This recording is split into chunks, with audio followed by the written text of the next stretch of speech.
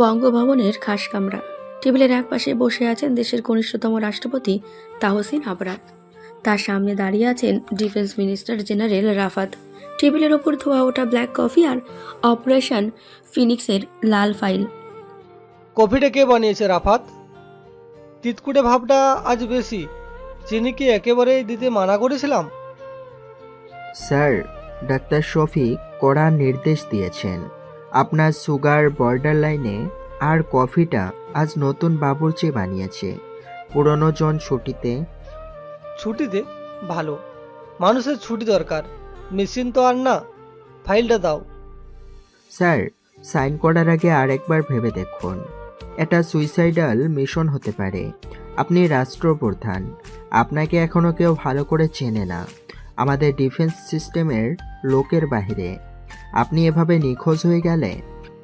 রাফাত, আমি নিখোঁজ হচ্ছি না, আমি শুধু শিকড়ে ফিরছি। যে মাটির নিচে আগাছা জন্মায়, সেই মাটি না খুললে আগাছা উপড়ে ফেলা যায় না। আর তাছাড়া আগামী 10 দিন এই দেশে কোনো রাষ্ট্রপতি নেই। ধরে নাও আমি ভেন্টিলেশনে আছি। কিন্তু স্যার, আপনার সিকিউরিটি এসএসএফ ছাড়া আপনি এক পাও নড়েন না। আর সেখানে আপনি লোকাল বাসে করে, এটা তো পাগলামি স্যার। পাগলামি না রাফাত, স্ট্র্যাটেজি। আমার সিকিউরিটি তুমি দেখবে দূর থেকে, সবসময় নজর রাখবে, কিন্তু আমার ছায়ার আশেপাশেও কাউকে ঘেঁষতে দেবে না। যদি কেউ টের পায় আমি রূপনগর গ্রামে আছি, তাহলে ফিনিক্স ভস্ম হয়ে যাবে। আর হ্যাঁ, আমার গ্রামের বাড়িতে যেন কোনো প্রোটোকল না থাকে। বুঝেছি স্যার, কিন্তু একটা কথা বলতাম, যদি কিছু মনে না করেন। বলো। আপনি কি শুধু মাফিয়া ধরতে যাচ্ছেন, নাকি 9 বছর আগের সেই? রাফাত, কফিটা ঠান্ডা হয়ে যাচ্ছে। ফাইলের 3 নাম্বার পেজে সাইন করতে হবে তো, কলমটা দাও। স্যার, আপনি এড়িয়ে যাচ্ছেন। মাইশা খানম এখন ওই এলাকার হর্তাকর্তা। তার বাবার পাওয়ার আগের চেয়েও 10 গুণ বেড়েছে। সামনাসামনি হলে নিজেকে সামলাতে পারবেন তো? আমি রাষ্ট্রপতি রাফাত, অনেক বছর আমি ডিফেন্সে রয়েছি। ইমোশন কন্ট্রোল করা আমার সংবিধানের প্রথম পার্ট। সাইন করে দিলাম। আগামী 10 দিন এই অফিসের চাবি তোমার কাছে। আর শোনো, আমার মায়ের কবরের পাশটা পরিষ্কার করিয়ে রেখো। ফিরে এসে যেন দেখি ঘাসগুলো ছাঁটা হয়েছে। জি স্যার, আল্লাহ আপনার সহায় হন। আপনি কখন বেরোবেন? এখনই। পেছনে গেট দিয়ে। ড্রাইভার কাসিমকে বলো আমার জন্য একটা পুরনো লুঙ্গি আর শার্ট জোগাড় করতে। আর হ্যাঁ, আমার ফোনটা লকারে রাখলাম, নোকিয়া 1100টা দাও। দর্শক, এতক্ষণ যে তাহসিন আবরার মানে বর্তমান বাংলাদেশের রাষ্ট্রপতির কথা শুনলেন, তিনি আমাদের আজকের গল্পের নায়ক। তার জীবনের জার্নি আস্তে ধরে গল্পের সাথে থাকলে বুঝতে পারবেন। সব কিছু এখনই বলছি না, কারণ গল্পে তো সাসপেন্স দরকার, তাই না? চলুন শুরু করি। তাহসিন রাষ্ট্রপতি ভবন থেকে বেরিয়ে সোজা গাবতলী বাস টার্মিনালে চলে আসে। ভাবসা গরম, মানুষের কোলাহল, হকারদের চিৎকার। চলো চলো ভৈরব, কিশোরগঞ্জ, রূপনগর বলে হেলপাররা চেঁচাচ্ছে। একটা জরাজীর্ণ লোকাল বাস। বাসের ছাদের ওপর বসে আছে তাহসিন। তার পরনে মলিন চেক শার্ট, পায়ে ধুলো মাখা স্যান্ডেল। পাশের সিটে এক মুরগি ব্যাপারী। ও ভাই, একটু চাইপা বসেন না, মুরগির খাঁচাটা তো পড়ে যাইব, শরীরে শক্তি নেই নাকি? চাইপা বসেন। চাচা, আর কত চাপবো? ছাদ তো শেষ, এরপর তো নিচে পড়ে যাব। পড়লে পড়বেন, গরিবের জানের দাম আছে নাকি? দেখেন না তেলের দাম কত বাড়ছে। সরকার তো আমগো দিকে তাকায় না। হেরা আছে এসি রুমে, আর আমরা আছি ছাদের উপর। সব কিছুই আস্তে আস্তে ধীর ঠিক হবে চাচা। শুনেছি 1 মাস হলো প্রেসিডেন্ট বদল হয়েছে। উনি নাকি ডিফেন্স সিস্টেমে ছিলেন আগে। খুব ভালো মনের মানুষ। তাকে এখনো কেউ দেখেনি। শুনছি তো, কিন্তু সবাই পুরান হয়ে গেলে দুর্নীতি শুরু করে দেয়। নতুন নতুন তো অনেক কিছুই করে। আচ্ছা বাদ দাও ওইগুলো কথা। বিড়ি আছে আপনার কাছে? একটা বিড়ি দেন তো। আমি বিড়ি খাই না চাচা। আজব তো, বাসের ছাদে চড়ছেন অথচ বিড়ি খান না। কোন দেশ থেকে আইছেন ভাই? চেহারা তো মাশাল্লাহ রাজপুত্রের মতো, কিন্তু কপালটা মনে হয় আমার মতো ফাটা। কই যাইবেন? রূপনগর। ওরে বাপরে, ডেঞ্জারাস জায়গা তো ওটা। ওইখানে তো এখন বাঘে মহিষে এক ঘাটে জল খায় না। বাঘে মহিষে খাইয়া ফালা। কার কাছে যান? নিজের কাছেই যাচ্ছি চাচা, অনেকদিন পর বাড়ি ফিরছি। ফিরা লাভ নেই, গ্রাম আর গ্রাম নাই, সব পলিটিক্স। শুনছি ওইখানের চেয়ারম্যান নাকি সাংঘাতিক, তার মাইয়াটা নাকি আরও বেশি তেদর। সাবধানে থাকেন বাজান, চেহারা সুন্দর দেখে কেউ খাতির করব না। চেহারা দিয়ে বিচার হবে না চাচা, এবার বিচার হবে কাজ দিয়ে। আপনি মুরগি সামলান, বাস ছাড়লো। ওই সাত, ধরো ধরো, টান দিলাম ওস্তাদ, বামে ক্লিয়ার। 2 ঘন্টা পর বাস এসে পৌঁছায় আলিচা ফেরিঘাটে। নদী পার হতে হবে, প্রখর রোদ। ফেরিতে ওঠার জন্য লম্বা লাইন, ট্রাক, বাস আর প্রাইভেট কারে জটলা। তাহসিন বাস থেকে নেমে একটু বাতাস খাওয়ার জন্য দাঁড়িয়েছে। হঠাৎ সাইরেনের মতো হর্ন বাজাতে বাজাতে একটা চকচকে লাল রঙের প্রাডো জিপ লাইন ভেঙে সোজা ফেরির ডালায় উঠতে চায়। ফেরির টিকিট চেকার ছেলেটা দৌড়ে গিয়ে সামনে দাঁড়ায়। ওই ম্যাডাম, গাড়ি থামান। দেখছেন না পিছনে কত বড় লাইন? আপনার উল্টা পথে ঢুকলেন কেন? পিছনে যান। এই ছেলে, সরে দাঁড়াও, আমার তাড়া আছে। পেছনের লাইনে দাঁড়ানোর সময় আমার নেই। জানো আমি কে? আপনি যেই হন ম্যাডাম, নিয়ম সবার জন্য সমান। ওই দেখেন অ্যাম্বুলেন্স দাঁড়িয়ে আছে, আর আপনি ডিআইপি দেখান। গাড়ি ব্যাগ নেন, কইতেছি। হোয়াট? তুমি আমাকে গাড়ি ব্যাকে নিতে বললে? তোমার সাহস তো কম না। এই রোদের মধ্যে আমার এসি নষ্ট হয়ে যাবে, মেকআপ গলে যাচ্ছে, আর তুমি আমাকে নিয়ম শেখাচ্ছ? কত টাকা বেতন পাও তুমি? 2000? 5000? বেতন দিয়ে কি করবেন? ইজ্জত তো বেতনের টাকায় কেনা যায় না। গাড়ি সরান কইলাম। শাট আপ, একদম কথা বলবে না। এই নাও, এখানে 10,000 টাকা আছে। মুখ বন্ধ করে গেটটা খোলো।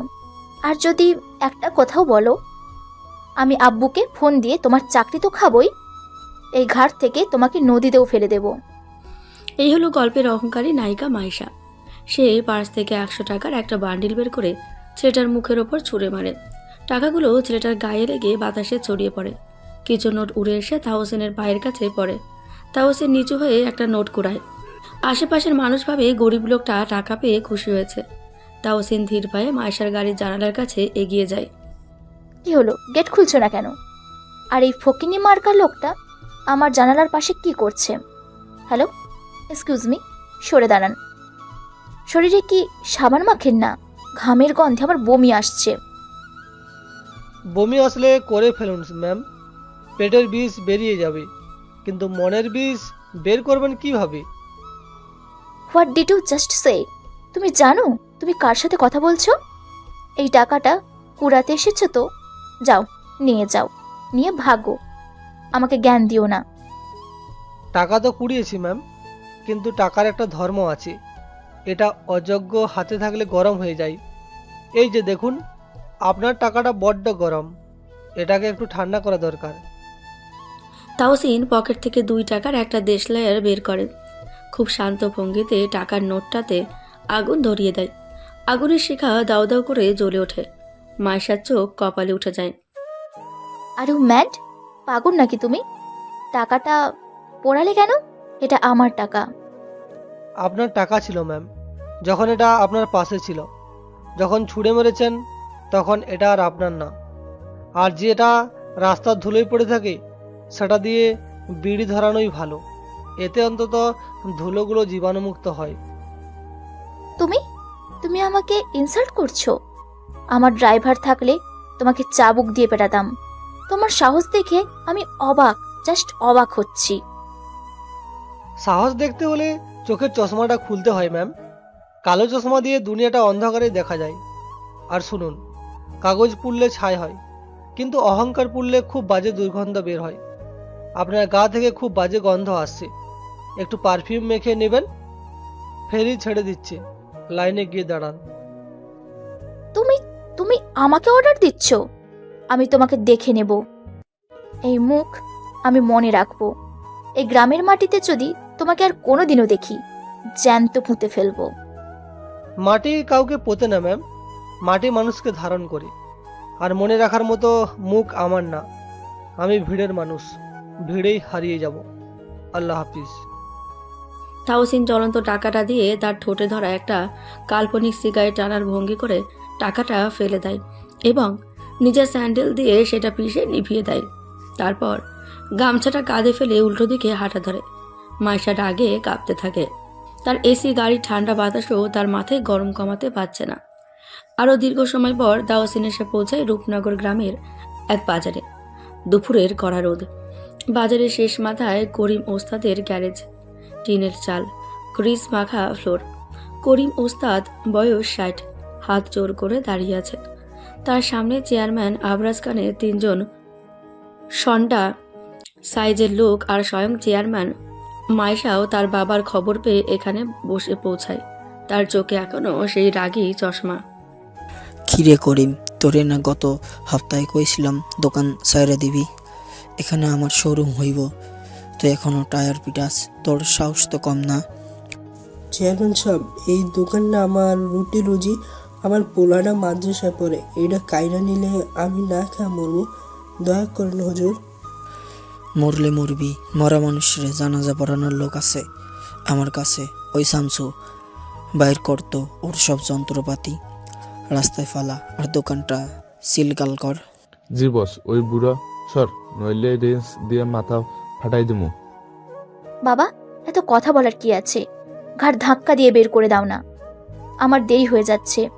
তুমি বলেছিলে ফেরার পথে এখানে আসতে। এই জঞ্জাল সাফ করো তাড়াতাড়ি। মারে তুই গাড়িতে বস, আমি 2 মিনিট সাফ করতেছি। শামসু দে তো ওর পিঠে 2টা বাড়ি। শ্যামসুর লাঠি উঁচিয়ে করিম ওস্তাদকে মারতে যাবে, ঠিক তখনই ভিড় ঠেলে তাহসিন সামনে এসে দাঁড়ায়। শামসুর হাতটা শূন্যে আটকে যায়। তাহসিনের হাতে একটা ভারী লোহার রেঞ্জ। সে ওস্তাদকে বাঁচানোর ভঙ্গি করে না, বরং সোজা চেয়ারম্যানের চকচকে মার্সিডিজ বেঞ্জ গাড়িটার দিকে এগিয়ে যায়। এই কে তুই? তুই গাড়ির কাছে কি চাস? খবরদার, দাগ লাগলে তোর চামড়া তুইলা জুতা বানামো। চামড়া তো রোদে এমনিতেই পুড়ে গেছে চাচা, জুতা বানালে টিকবে না। শুনলাম আপনি গাড়ি খুব ভালোবাসেন, তা গাড়ির হার্টবিট চেক করেছেন তো? বাবা, এই সেই লোকটা ফেরিঘাটে আমার সাথে বেয়াদবি করেছিল। একে ধরো। ও তুই সেই মাল, শামসু ধর তোরে। আরে ধরবে তো পরে, আগে গাড়ির শব্দটা শুনুন, মনে হচ্ছে ইঞ্জিনটা হাঁপাচ্ছে। কথা বলতে বলতেই তাহসিন হাতে থাকা রেঞ্জটা দিয়ে চোখের পলকেই বনেটের নিচের গ্রিলের ভেতর দিয়ে একটা স্পেসিফিক জায়গায় গুঁতো দেয়। সাথে সাথে গাড়ির ইঞ্জিন থেকে ঘরঘর করে বিকট শব্দ শুরু হয় এবং সাইলেন্সার দিয়ে কালো ধোঁয়া বের হতে থাকে। হায় হায়, আমার গাড়ি কি করলি তুই? আমার 1 কোটি টাকার গাড়ি। ইডিয়েট, তুমি আমার বাবার গাড়ি নষ্ট করে দিলে। তোমরা দাঁড়িয়ে দেখছো কেন? মারো ওকে। মারলে মারুন, কিন্তু এই গাড়ি আর স্টার্ট নেবে না। এর টাইমিং বেল্ট জ্যাম হয়ে গেছে। এটা ঠিক করতে হলে জার্মানি থেকে ইঞ্জিনিয়ার আনাতে হবে, অথবা কি? তাড়াতাড়ি বল, আমার মিটিং আছে সদরে। অথবা এই অধমকে একটা সুযোগ দিতে পারেন। আমি এই রোগের ডাক্তার, কিন্তু আমার ফিস একটু বেশি। যা চাইবি তাই দিমু, গাড়ি ঠিক কর আগে। টাকা চাই না, 2টা শর্ত। 1, করিম চাচার এই দোকান ভাঙা যাবে না, উনি ওনার মতো থাকবেন। আর 2, আমাকে আপনার পার্সোনাল ড্রাইভার হিসেবে চাকরি দিতে হবে, থাকা খাওয়া ফ্রি। বাবা খবরদার, একে চাকরি দেবে না। ও একটা ক্রিমিনাল। ও ইচ্ছে করে গাড়ি নষ্ট করেছে।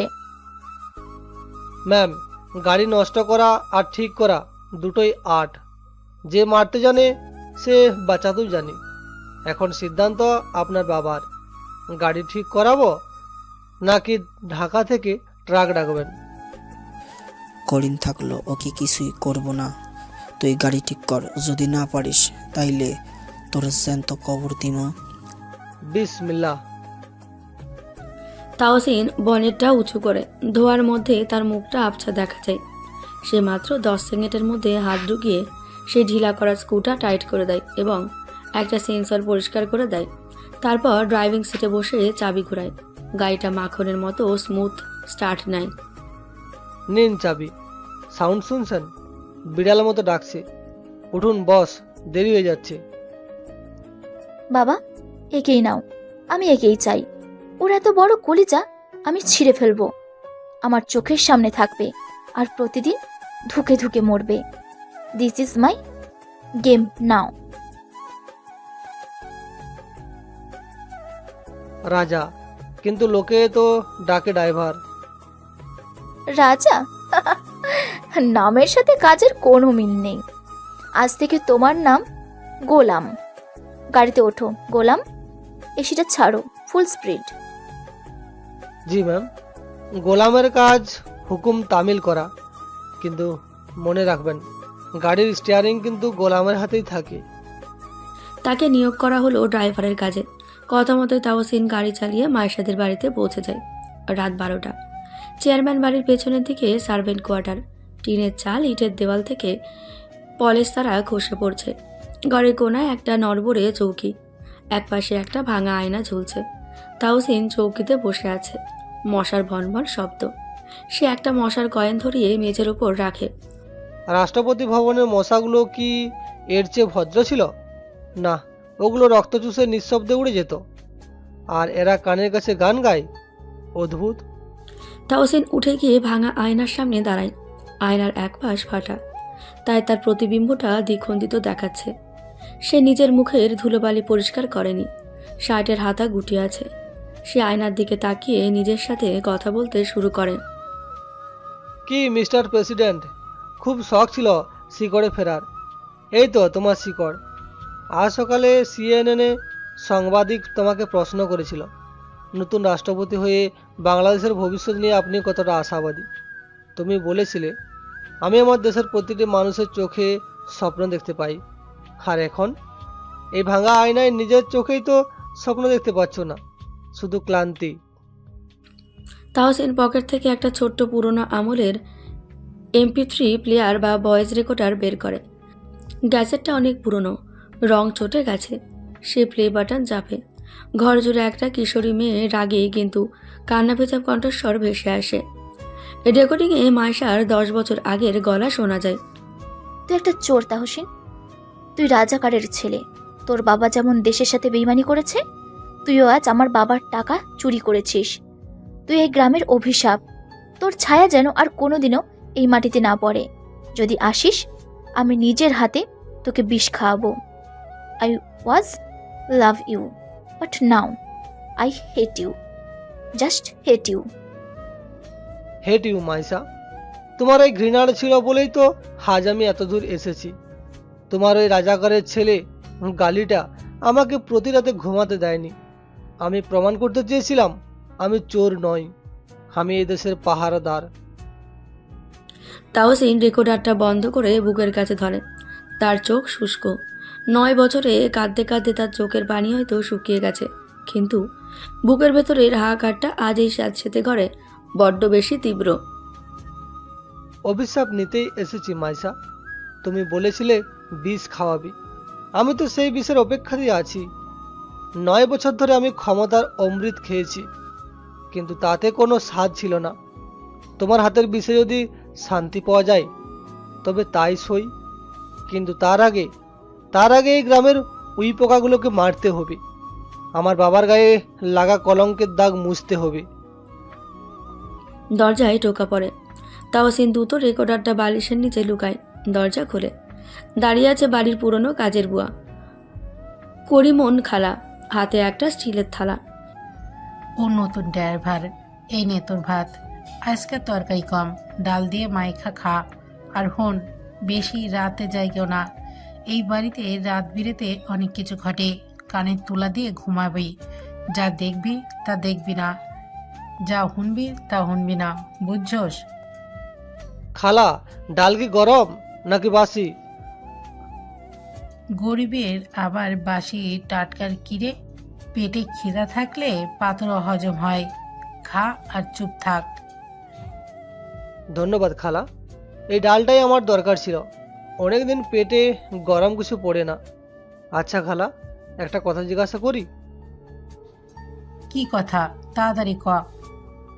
এই বাড়ির ছোট্ট ম্যাম, উনি কি সবসময় এমনই রাগী, নাকি ওনার মনে কোনো দুঃখ আছে? চুপ, একদম চুপ। ছোট আম্মা জানে না মুখেও আনবি না। উনি রাগি না, উনি পাথর। আর পাথরের মনে দুঃখ থাকে না। তুই তোর চরকায় তেল দে, বেশি জানলে জান থাকবো না। খালা চলে যায়। তাওসিন ভাতের থালাটা নিয়ে ফ্লোরে বসে। এক লকমা ভাত মুখে দেয়। ভাতটা ঠান্ডা, ডালে লবণ কম। কিন্তু তাওসিনের মনে হয় গত 9 বছরের রাজকীয় খাবারের চেয়ে এই ভাতের স্বাদ অনেক বেশি আপন। সে বিড়বিড় করে বলে, পাথরের মনেও দুঃখ থাকে খালা, শুধু পাথর সেটা গলে বের হতে দেয় না। মাইশা, আমি তোমার পাথর গলাতে এসেছি, প্রস্তুত থেকো। এরপর তাওসিন ঘুমিয়ে পড়ে। রাত কেটে সকাল হয়। বেলা 11টা। হাইওয়ে। মায়েশার কালো ল্যান্ড ক্রুজার প্রাডো রাস্তার একপাশে দাঁড়িয়ে আছে। ইঞ্জিনের শব্দে বোঝা যাচ্ছে দানবটা গর্জন করছে। ড্রাইভিং সিটে তাওসিন, পাশে মায়েশা। চোখে রোদ চশমা, হাতে একটা স্টপ ওয়াচ। সে তাওসিনকে নিয়ে বেরিয়েছে তার ড্রাইভিং টেস্ট করার জন্য। এই গাড়িটা কি গরুর গাড়ি, নাকি তুমি গরুর গাড়ির ড্রাইভার? স্টার্ট দিয়ে বসে আছো কেন? ম্যাম, হাইওয়ে পুলিশ পেট্রোলিংয়ে আছে, আর সামনে ভৈরব ব্রিজ। এখানে স্পিড লিমিট 80। আমি আইন ভাঙতে পারি না। Shut up. এই গাড়ির মালিক আমি, আর এই এলাকার আইন আমার বাবা। আমি তোমাকে বলেছি স্পিডোমিটার 180-র নিচে নামাবে না। যদি ভয় পাও, চাবি রেখে এখানেই বাস ধরে বাড়ি চলে যাও। কাপুরুষদের আমি আমার গাড়িতে রাখি না। কাপুরুষ আর বেকুবের মধ্যে তফাৎ আছে ম্যাম, তবে যেহেতু হুকুম আপনার, রিস্কটাও আপনার। সিট বেল্টটা কি ঠিকমতো লাগিয়েছেন, নাকি ওটাও আমার লাগিয়ে দিতে হবে? তুমি বেশি কথা বলো গোলাম, জাস্ট ড্রাইভার। আমি দেখতে চাই তোমার কলিজা কত বড়, নাকি শুধু মুখেই বড় বড় কথা। বিসমিল্লা। তাওসিন গিয়ার শিফট করে অ্যাক্সিলেটরে চাপ দেয়। গাড়িটা মুহূর্তের মধ্যে তীরের মতো ছুটে চলে। সেকেন্ডের কাঁটা ঘুরতে না ঘুরতেই স্পিডোমিটার 100, 120, 140 পার করে ফেলে। মায়েশা প্রথমে বাঁকা হাসছিল, কিন্তু যখন কাঁটা 160 পার করলো, তার মুখের হাসি মিলিয়ে গেল। ওকে, নট ব্যাড, কিন্তু রাস্তাটা সোজা না, সামনেই বাঁক। দেখি কত বড় ড্রাইভার তুমি। বাঁক তো জীবনে সব রাস্তায় থাকে ম্যাম, ব্রেক কষতে নেই, ব্যালেন্স করতে হয়। সামনে একটা শার্প ইউটার্ন। সাধারণ ড্রাইভাররা এখানে গতি কমিয়ে 40-এ নামায়। তাওসিন গতি কমায় না। সে স্টিয়ারিংয়ের হুইলটা শক্ত হাতে ধরে চোখের পলকে একটা ড্রিফট মারে। ট্রায়ারের সাথে রাস্তার ঘর্ষণে ক্যাচ করে বিকট শব্দ হয় এবং ধোয়ার কুণ্ডলি তৈরি হয়। মায়েশা ভয়ে চিৎকার করে ওঠে। আরে কি করছো? পাগল নাকি তুমি? স্লো করো, স্লো করো, আমরা মরে যাব। এখনো ভয় পাচ্ছেন ম্যাম? আপনিই তো বললেন 180-র নিচে নামানো যাবে না। হুকুমের বরখেলাপ তো আমি করতে পারি না। আমি হুকুম উইথড্র করছি। গাড়ি থামাও। Stop the car right now. Allah, আমি মরে যাব। আর একটু দেখুন ম্যাম, মৃত্যু এত সহজে আসে না, মৃত্যুকে দাওয়াত দিতে হয়। এই যে দেখুন, 185, 190। প্লিজ প্লিজ থামাও। আমি আর পারছি না, আমার শ্বাস বন্ধ হয়ে আসছে। I am sorry. মায়েশা শীতের হাঁটুল খামচে ধরে চোখ বন্ধ করে ফেলে। তাওসিন লুকিং গ্লাসে মায়েশার ভয়ার্ত মুখটা দেখে বাঁকা হাসে। সে ধীরে ধীরে গিয়ার কমিয়ে গাড়িটা রাস্তার পাশে সাইড করে ব্রেক কষে। গাড়ি থামার পরেও মায়েশা কাঁপছে। তার ফর্সা মুখটা ভয়ে সাদা হয়ে গেছে। পানি খাবেন ম্যাম, নাকি স্যালাইন লাগবে? তুমি তুমি মানুষ না, তুমি একটা সাইকো। এভাবে কেউ গাড়ি চালায়? আমি এখনই হার্ট অ্যাটাক করতাম। ম্যাম, মৃত্যুর ভয় গরিবের থাকে না, ধনীদের থাকে। কারণ আমাদের হারানোর কিছু নেই, কিন্তু আপনাদের অনেক কিছু আছে। এই যে দামি গাড়ি, দামি জীবন, ব্যাংক ব্যালেন্স, এসব ছেড়ে যেতে ভয় লাগে, তাই না? Shut up. একদম ফিলোসফি ছাড়বে না। আমার হাত পা কাঁপছে। তুমি কি ট্রেনিং প্রাপ্ত? সাধারণ ড্রাইভার তো এভাবে হাই স্পিডে ড্রাইভ করতে পারে না। পেটের দায়ে সব শিখতে হয় ম্যাম। যখন মহাজন লাঠি নিয়ে দৌড়ানো দেয় তখন যান বাঁচানোর জন্য এর চেয়েও জোরে দৌড়াতে হয়। এখন বলুন, গাড়ি কি আমি চালাবো নাকি আপনি বাস ধরে বাড়ি ফিরবেন? ড্রাইভ করো, কিন্তু 80-র ওপরে তুললে আমি তোমাকে চলন্ত গাড়ি থেকে ধাক্কা দিয়ে ফেলে দেব। আর আর এসিটা বাড়াও, আমি ঘেমে গেছি। জি ম্যাম, আপনার যা হুকুম। গাড়ি 80-তে চলতে চলতে জেলা সদরের একমাত্র আধুনিক শপিং মল গ্র্যান্ড প্লাজাতে চলে আসে।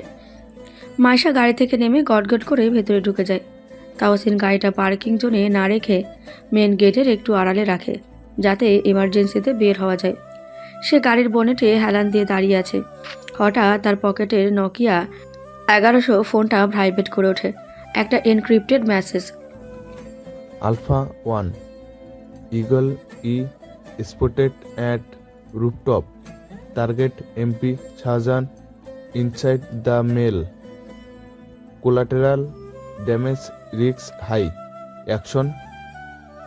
এমপি শাহজাহান আজ এখানেই আসছে, আর আমার সাথে মাইশা। তাওসিন দ্রুত সানগ্লাসটা ঠিক করে মলের দিকে তাকায়। তার চোখ এখন আর ড্রাইভারের চোখে নয়, অভিজ্ঞ কমান্ড অফিসারের চোখ। সে মলের ছাদের কার্নিশে একটা ধাতব ঝিলিক দেখতে পায়, স্নাইপার স্কোপের রিফ্লেকশন। সে ঘড়ির দিকে তাকায়। এমপির কনভয় আসতে আর মাত্র 2 মিনিট বাকি। পুলিশ বা সিকিউরিটি ডাকলে প্যানিক সৃষ্টি হবে আর স্নাইপার গুলি চালিয়ে দেবে।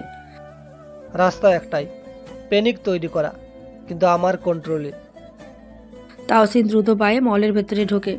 সে লিফটের দিকে না গিয়ে সিঁড়ি দিয়ে দোতলায় ওঠে। মাইশা একটা কসমেটিক্সের দোকানে লিপস্টিক দেখছে। তাওসিন সরাসরি তার কাছে যায় না। সে দেওয়ালের পাশে লাগানো ফায়ার অ্যালার্ম বক্সটার কাছে যায় এবং কনুই দিয়ে জোরে কাঁচটা ভেঙে বাটনটা চেপে দেয়। মুহূর্তের মধ্যে পুরো মলে বিকট শব্দে সাইরেন বেজে ওঠে। কি হলো? কিসের শব্দ? আগুন লেগেছে নাকি? ম্যাডাম পালান, আগুন লাগছে, বিল্ডিং ধুইছে পড়বে। মুহূর্তের মধ্যে মলে হুড়োহুড়ি লেগে যায়। মানুষ দিক বিদিক জ্ঞান শূন্য হয়ে ছুটছে। ছাদের ওপর থাকা স্নাইপার তার পজিশন নড়িয়ে ফেলে, কারণ ধোঁয়ায় ফলস স্মোক ডিটেক্ট অ্যাক্টিভেশনের কারণে সে টার্গেট দেখতে পাচ্ছে না। মাইশা ভিড়ের ধাক্কায় পড়ে যেতে নাই। সে ভয়ে চিৎকার করে ওঠে। সরে যান, আমাকে যেতে দিন। উফ! ম্যাম, হাতটা ধরুন জলদি। গোলাম, তুমি এখানে? আগুন কোথায়?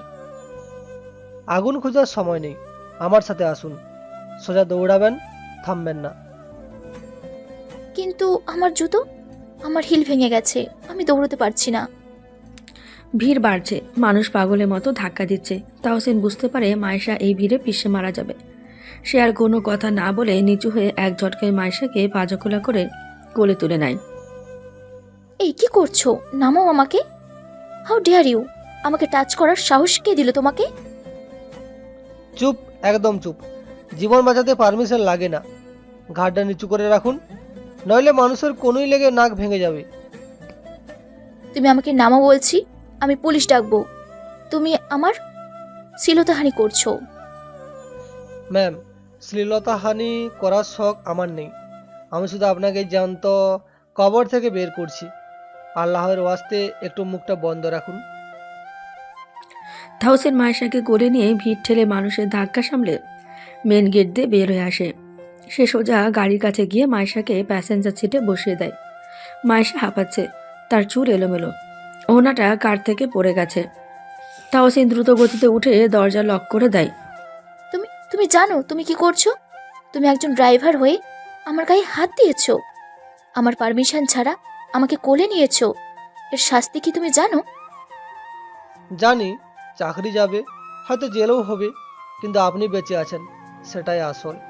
ওই ভিড়ের মধ্যে আপনি থাকলে এতক্ষণে হাড়গোড় ভেঙে ভর্তা হয়ে যেতেন। তাতে তোমার কি?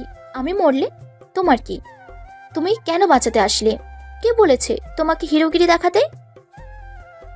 কেউ বলেনি, তবে আমার ডিউটি আপনাকে বাড়ি পৌঁছে দেওয়া, লাশ পৌঁছে দেওয়া না। সিট বেল্ট বাঁধুন, আমরা এখনই বের হচ্ছি। তোমার চোখের দিকে তাকালে আমার খুব ভয় লাগে। গোলাম, নাম যেন কি বলেছিলে? হ্যাঁ, রাজা। রাজা, তুমি সাধারণ নও। তোমার এই চোখের চাহনি আমি আগেও দেখেছি, খুব চেনা আবার খুব অচেনা। মানুষের চোখ তো দুটোই ম্যাম, চেনা অচেনা লাগাটা মনের ভুল। পানি খান, আপনার প্রেসার বেড়ে গেছে। ফেরার পথে আকাশ কালো করে মেঘ জমেছে। বৃষ্টি নামবে নামবে করছে, কিন্তু নামছে না। পরিবেশটা খুব গুমোট। রাস্তার পাশে মেঘ পিওর নামে একটা সিনসাম ক্যাফে। মায়েশা গাড়ি থামাতে বলে। সে এখনও আগের ঘটনার শখ কাটিয়ে উঠতে পারেনি। তার একটু ক্যাফেইন দরকার। গাড়ি থামাও, আমি কফি খাবো। তুমিও এসো। আমি গাড়িতেই থাকি ম্যাম, ড্রাইভারদের কি ভেতরে ঢোকা অ্যালাউড? আবার তর্ক। আমি বলেছি এসো, বিল আমি দেব। তোমার ওই সস্তা বিড়ির পয়সা বাঁচাতে হবে না। তারা দুজন ক্যাফের এক কোনায় গিয়ে বসে। মায়েশা জানালার পাশে, তাওসিন তার উল্টো দিকে। ক্যাফেতে হালকা ভলিউমে গান বাজছে।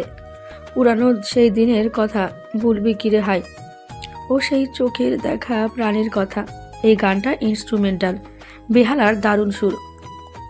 একটা ব্ল্যাক কফি, আর তোমার জন্য দুধ চা। না ম্যাম, আমারও ব্ল্যাক কফি, চিনি ছাড়া। চিনি ছাড়া? জীবনটা কি খুব তিতকুটে হয়ে গেছে, নাকি তিক্ততা পছন্দ করো? মিষ্টি জিনিসে পোকা ধরে তাড়াতাড়ি ম্যাম, তিক্ততা মানুষকে সজাগ রাখে। তোমার কথাগুলো বড্ড পাকা পাকা। বয়স তো বেশি না, কিন্তু কথা বলে যেন 100 বছরের বুড়ো। আচ্ছা, একটা সত্যি কথা বলবে? মিথ্যা বলার জন্য বেতন দেন না নিশ্চয়ই, বলুন। তুমি কি কাউকে কোনোদিন ভালোবেসেছো? মানে সিরিয়াসলি, নাকি শুধু টাইম পাস? বেঁচেছিলাম, হয়তো এখনো বাসি, কিন্তু সেই ভালোবাসার মেয়াদ শেষ হয়ে গেছে। কেন? সে কি তোমাকে ছেড়ে চলে গেছে, নাকি তুমি তাকে ঠকিয়েছো? আমি তাকে ঠকাইনি ম্যাম, কিন্তু পরিস্থিতি তাকে বুঝিয়েছিল আমি তাকে ঠকিয়েছি।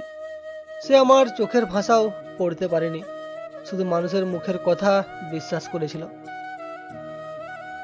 বিশ্বাস খুব দামি জিনিস, তাই না? একবার ভাঙলে আর জোড়া লাগে না। আমি একজনকে বিশ্বাস করেছিলাম, অন্ধের মতো। ছোটবেলায় প্রেম, তার নাম মুখে আনতে ঘৃণা লাগে। কিন্তু কিন্তু কি ম্যাম? ঘৃণা লাগে, তবু মনে পড়ে, তাই তো? মনে পড়ে না, কারণ সে আমার রক্তে মিশে আছে। সে ছিল আমার শৈশব, আমার কৈশোর। তার নাম ছিল তাহসিন। গ্রামের সবাই তাকে চোর বলে, রাজাকারের ছেলে বলে। 9 বছর আগে বাবা তাকে পুলিশে দিয়ে পিটিয়ে গ্রাম থেকে বের করে দিয়েছিল। আমি দাঁড়িয়ে দাঁড়িয়ে দেখছিলাম, একটা বারও তাকে আটকায়নি। উল্টে আমিও তাকে কঠোর কথা শুনিয়েছিলাম। কেন আটকাননি? যদি সে নির্দোষ হতো? নির্দোষ হলে সে আমার চোখের দিকে তাকিয়ে একবার বলতো না। সে তো মাথা নিচু করে চলে গেল। কিন্তু জানো, সে চলে যাওয়ার পর আমি আর কোনোদিন প্রাণ খুলে হাসিনি। সে আমার হাসির কারণ ছিল, সে আমার কান্নার কারণ ছিল, আমার মন খারাপের সাথে ছিল, আমার চোখের জল মোছার সাথে ছিল। এখন আমার মনে হয় আমার জীবনের সব আনন্দ ওই ছেলেটা তার ঝোলাই করে নিয়ে গেছে। তাহলে তো তাকে ঘৃণা করা উচিত ম্যাম, তাকে মনে রেখে লাভ কি? ঘৃণা তো করি, তাকে পেলে আমি খুন করতাম। কিন্তু কিন্তু জানো রাজা, মাঝে মাঝে খুব ইচ্ছে করে, যদি একবার, শুধু একবার সে আমার সামনে এসে দাঁড়াতো, যদি বলতো, মাইশা, আমি চুরি করিনি, আমি নির্দোষ, তাহলে আমি সব ভুলে যেতাম। সব সব ভুলে যেতেন? বংশমর্যাদা, বাবার সম্মান, সমাজের কথা? সবার জাহার নামে যাক সমাজ। আমি দৌড়ে গিয়ে তাকে বুকে জড়িয়ে ধরতাম। আমি তাকে জড়িয়ে ধরে চিৎকার করে কাঁদতাম, বলতাম, তুই কেন চলে গিয়েছিলি? তুই জানিস না তোকে ছাড়া আমি একটা জিন্দা লাশ। 9 বছর ধরে আমি অপেক্ষা করছি শুধু একটা উত্তরের জন্য। সে কি আমাকে এতটুকুও ভালোবাসেনি, নাকি সবটাই ছিল অভিনয়? মায়েশার চোখ দিয়ে টপ টপ করে পানি পড়ছে।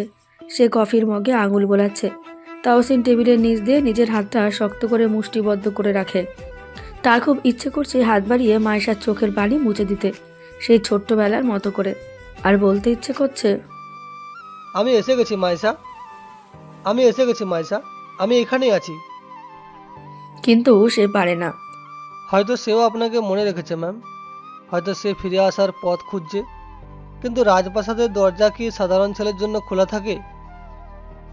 তাহলে সেই দরজা আমি ভেঙে ফেলতাম যদি সে একবার ডাক দিত।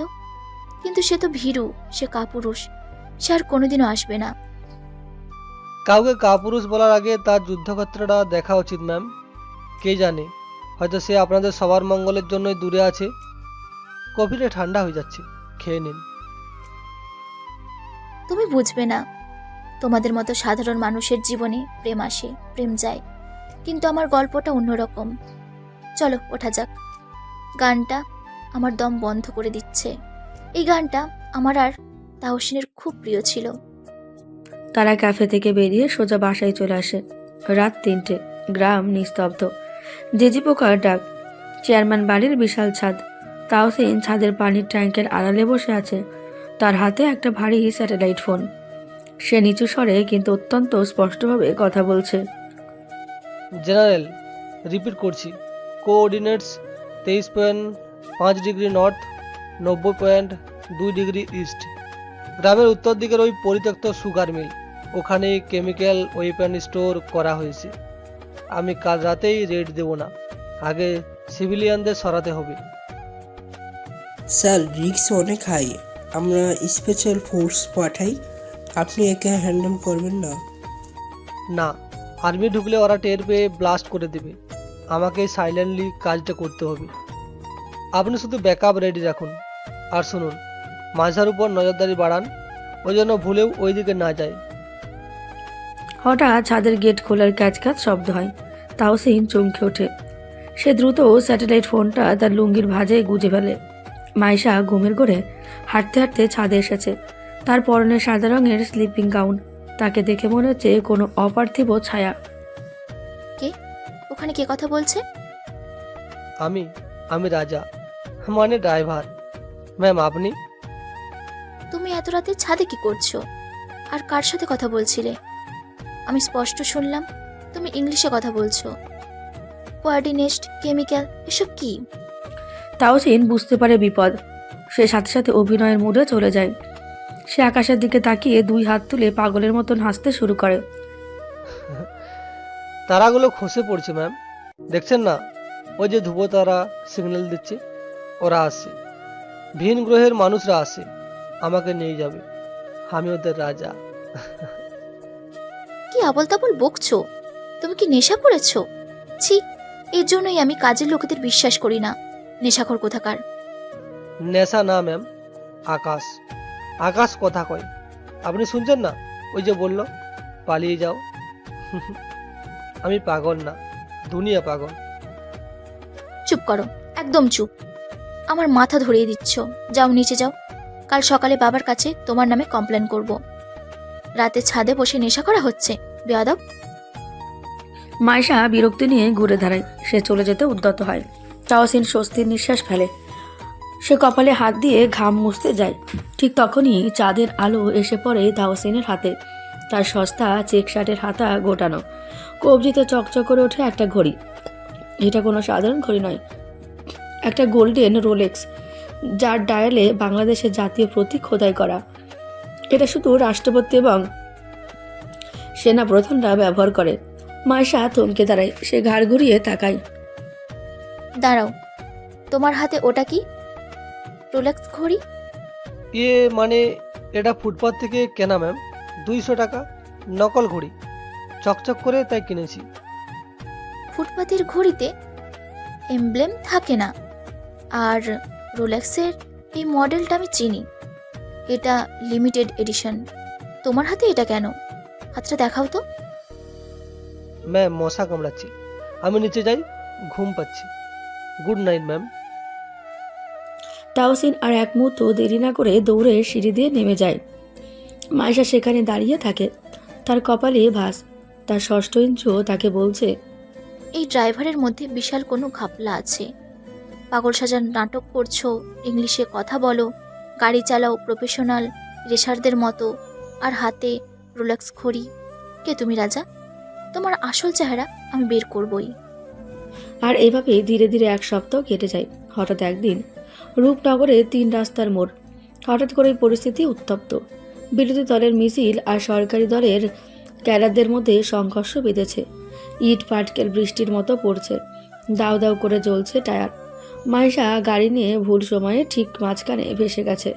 চারিদিক থেকে কাঁচ ভাঙার শব্দ। রাজা, গাড়ি ঘোরাও, এরা তো মেরে ফেলবে। ওই দেখো, ওরা পেট্রোল বোমা মারছে। আল্লাহ, আমার গাড়ি কাছে ঢিল মারলো। রাজা, কিছু একটা করো। ম্যাম, মাথা নিচু করে সিটের নিচে যান। গ্লাস তুলবেন না, ভেঙে চোখের ভিতরে ঢুকবে। আমি দেখছি। তুমি কি দেখবে? তোমার হাতে তো লাঠিও নেই। ওরা তোমাকে পিটিয়ে ভর্তা বানিয়ে দেবে। গাড়ির ভেতরে থাকো। তাওসিন মাইশার কোনো কথাই শোনে না। সে গাড়ি থেকে নেমে দরজাটা লক করে দেয়। বাইরে তখন কুরুক্ষেত্র। একদল দাঙ্গাবাজ লাঠি আর মশাল নিয়ে গাড়ির দিকে ধেয়ে আসছে। তাদের লিডার স্থানীয় গুন্ডা ফজা, তার হাতে জ্বলন্ত মশাল। ওই, এইটা চেয়ারম্যানের মায়ার গাড়ি, জ্বালাই দে। আজকা বাপের শোধ মায়ার লাগে নেব। ওই ড্রাইভার সৈরা যা, নইলে তোরে পুইরা দিব। ফজা ভাই, রাজনীতি নেতাদের ব্যাপার। সাধারণ মানুষের গায়ে হাত তুললে কিন্তু হাত থাকে না। গাড়িটা যেতে দিন। তুই আমারে জ্ঞান দিস? তুই কে? সামান্য ড্রাইভার, ধর ওরে। ফজা তার হাতে জ্বলন্ত মশালটা সজোরে মাইশার গাড়ির কাজ লক্ষ্য করে ছুড়ে মারে। তাওসিন এক মুহূর্তও চিন্তা না করে নিজের শরীরটা দিয়ে জানালার আড়াল করে দাঁড়ায়। মশালটা সরাসরি এসে তার পিঠে লাগে। দাও দাও করে জ্বলে ওঠে শার্টের পেছনের অংশ। চামড়া পোড়ার উৎকট গন্ধ ছড়ায়। তাওসিন মুখ দিয়ে একটা শব্দও করে না, শুধু দাঁতে দাঁত চেপে সহ্য করে। রাজা, তোমার পিঠ আগুন। সরে যাও প্লিজ, সরে যাও। কিরে, তুই সরলি না? শরীরে কি লোহার চামড়া লাগাইছস? এইবার তোরে কুপামো। ফজা রামদা উঁচিয়ে তেড়ে আসে। তাওসিনের চোখ এবার জ্বলে ওঠে। সে পিঠের আগুন হাত দিয়ে ঝেড়ে ফেলে সোজা ফজার চোখের দিকে তাকায়। তার সিদ্ধারা সোজা, ড্রাইভারের ভঙ্গি উধাও। তার কণ্ঠে তখন বজ্রপাতের শব্দ। পিছিয়ে যা ফজা, 3 পা পিছাবি। যদি আর 1 পা আগাস, এই গ্রামের মানচিত্র থাকবে না। তোদের নাম নিশানা ইতিহাস থেকে মুছে যাবে। এটা হুমকি না, এটা স্টেট অর্ডার। তাওসিনের গলা স্বর এতটাই ভারী আর গম্ভীর ছিল যে দাঙ্গাবাজরা থমকে যায়। ফজা জীবনে অনেক পুলিশ আর নেতা দেখেছে, কিন্তু এমন চোখে চাউনি সে বাপের জন্ম দেখেনি।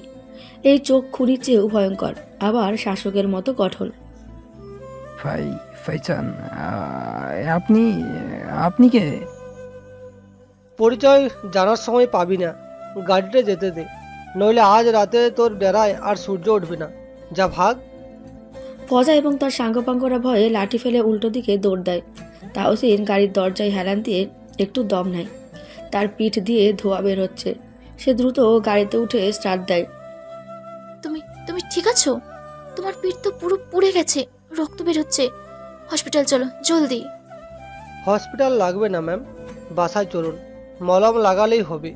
গরিবের চামড়া মোটা হয়, সহজে পড়ে না। চুপ করো, একদম চুপ করো। হিরোগিরি দেখাও না। নিজেকে কি ভাবো তুমি? সুপারম্যান?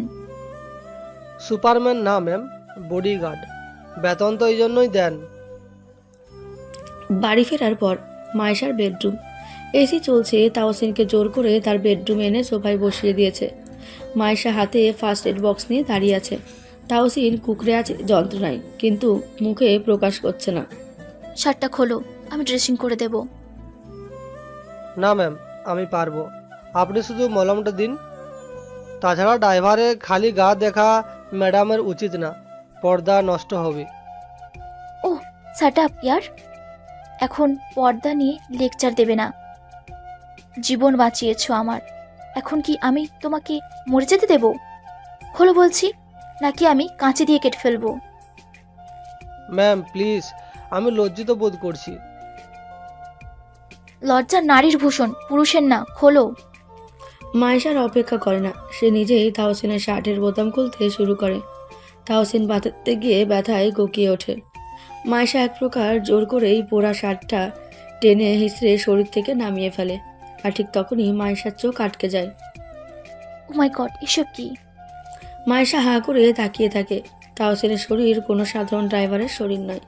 সিক্স প্যাকস অ্যাপস, চওড়া বুক আর পাথরের মতো শক্ত পেশি, জিম করা পারফেক্ট বডি, কিন্তু সেই সুন্দর শরীরে পিঠের দিকে দগদগে পোড়া ঘা। তুমি তুমি কি জিম করো নাকি ইট ভাঙো? এত সেক্সি বডি তো আমি ফিল্মের হিরোদেরও দেখিনি। ম্যাম প্লিজ ওভাবে তাকাবেন না, মলমটা দিন।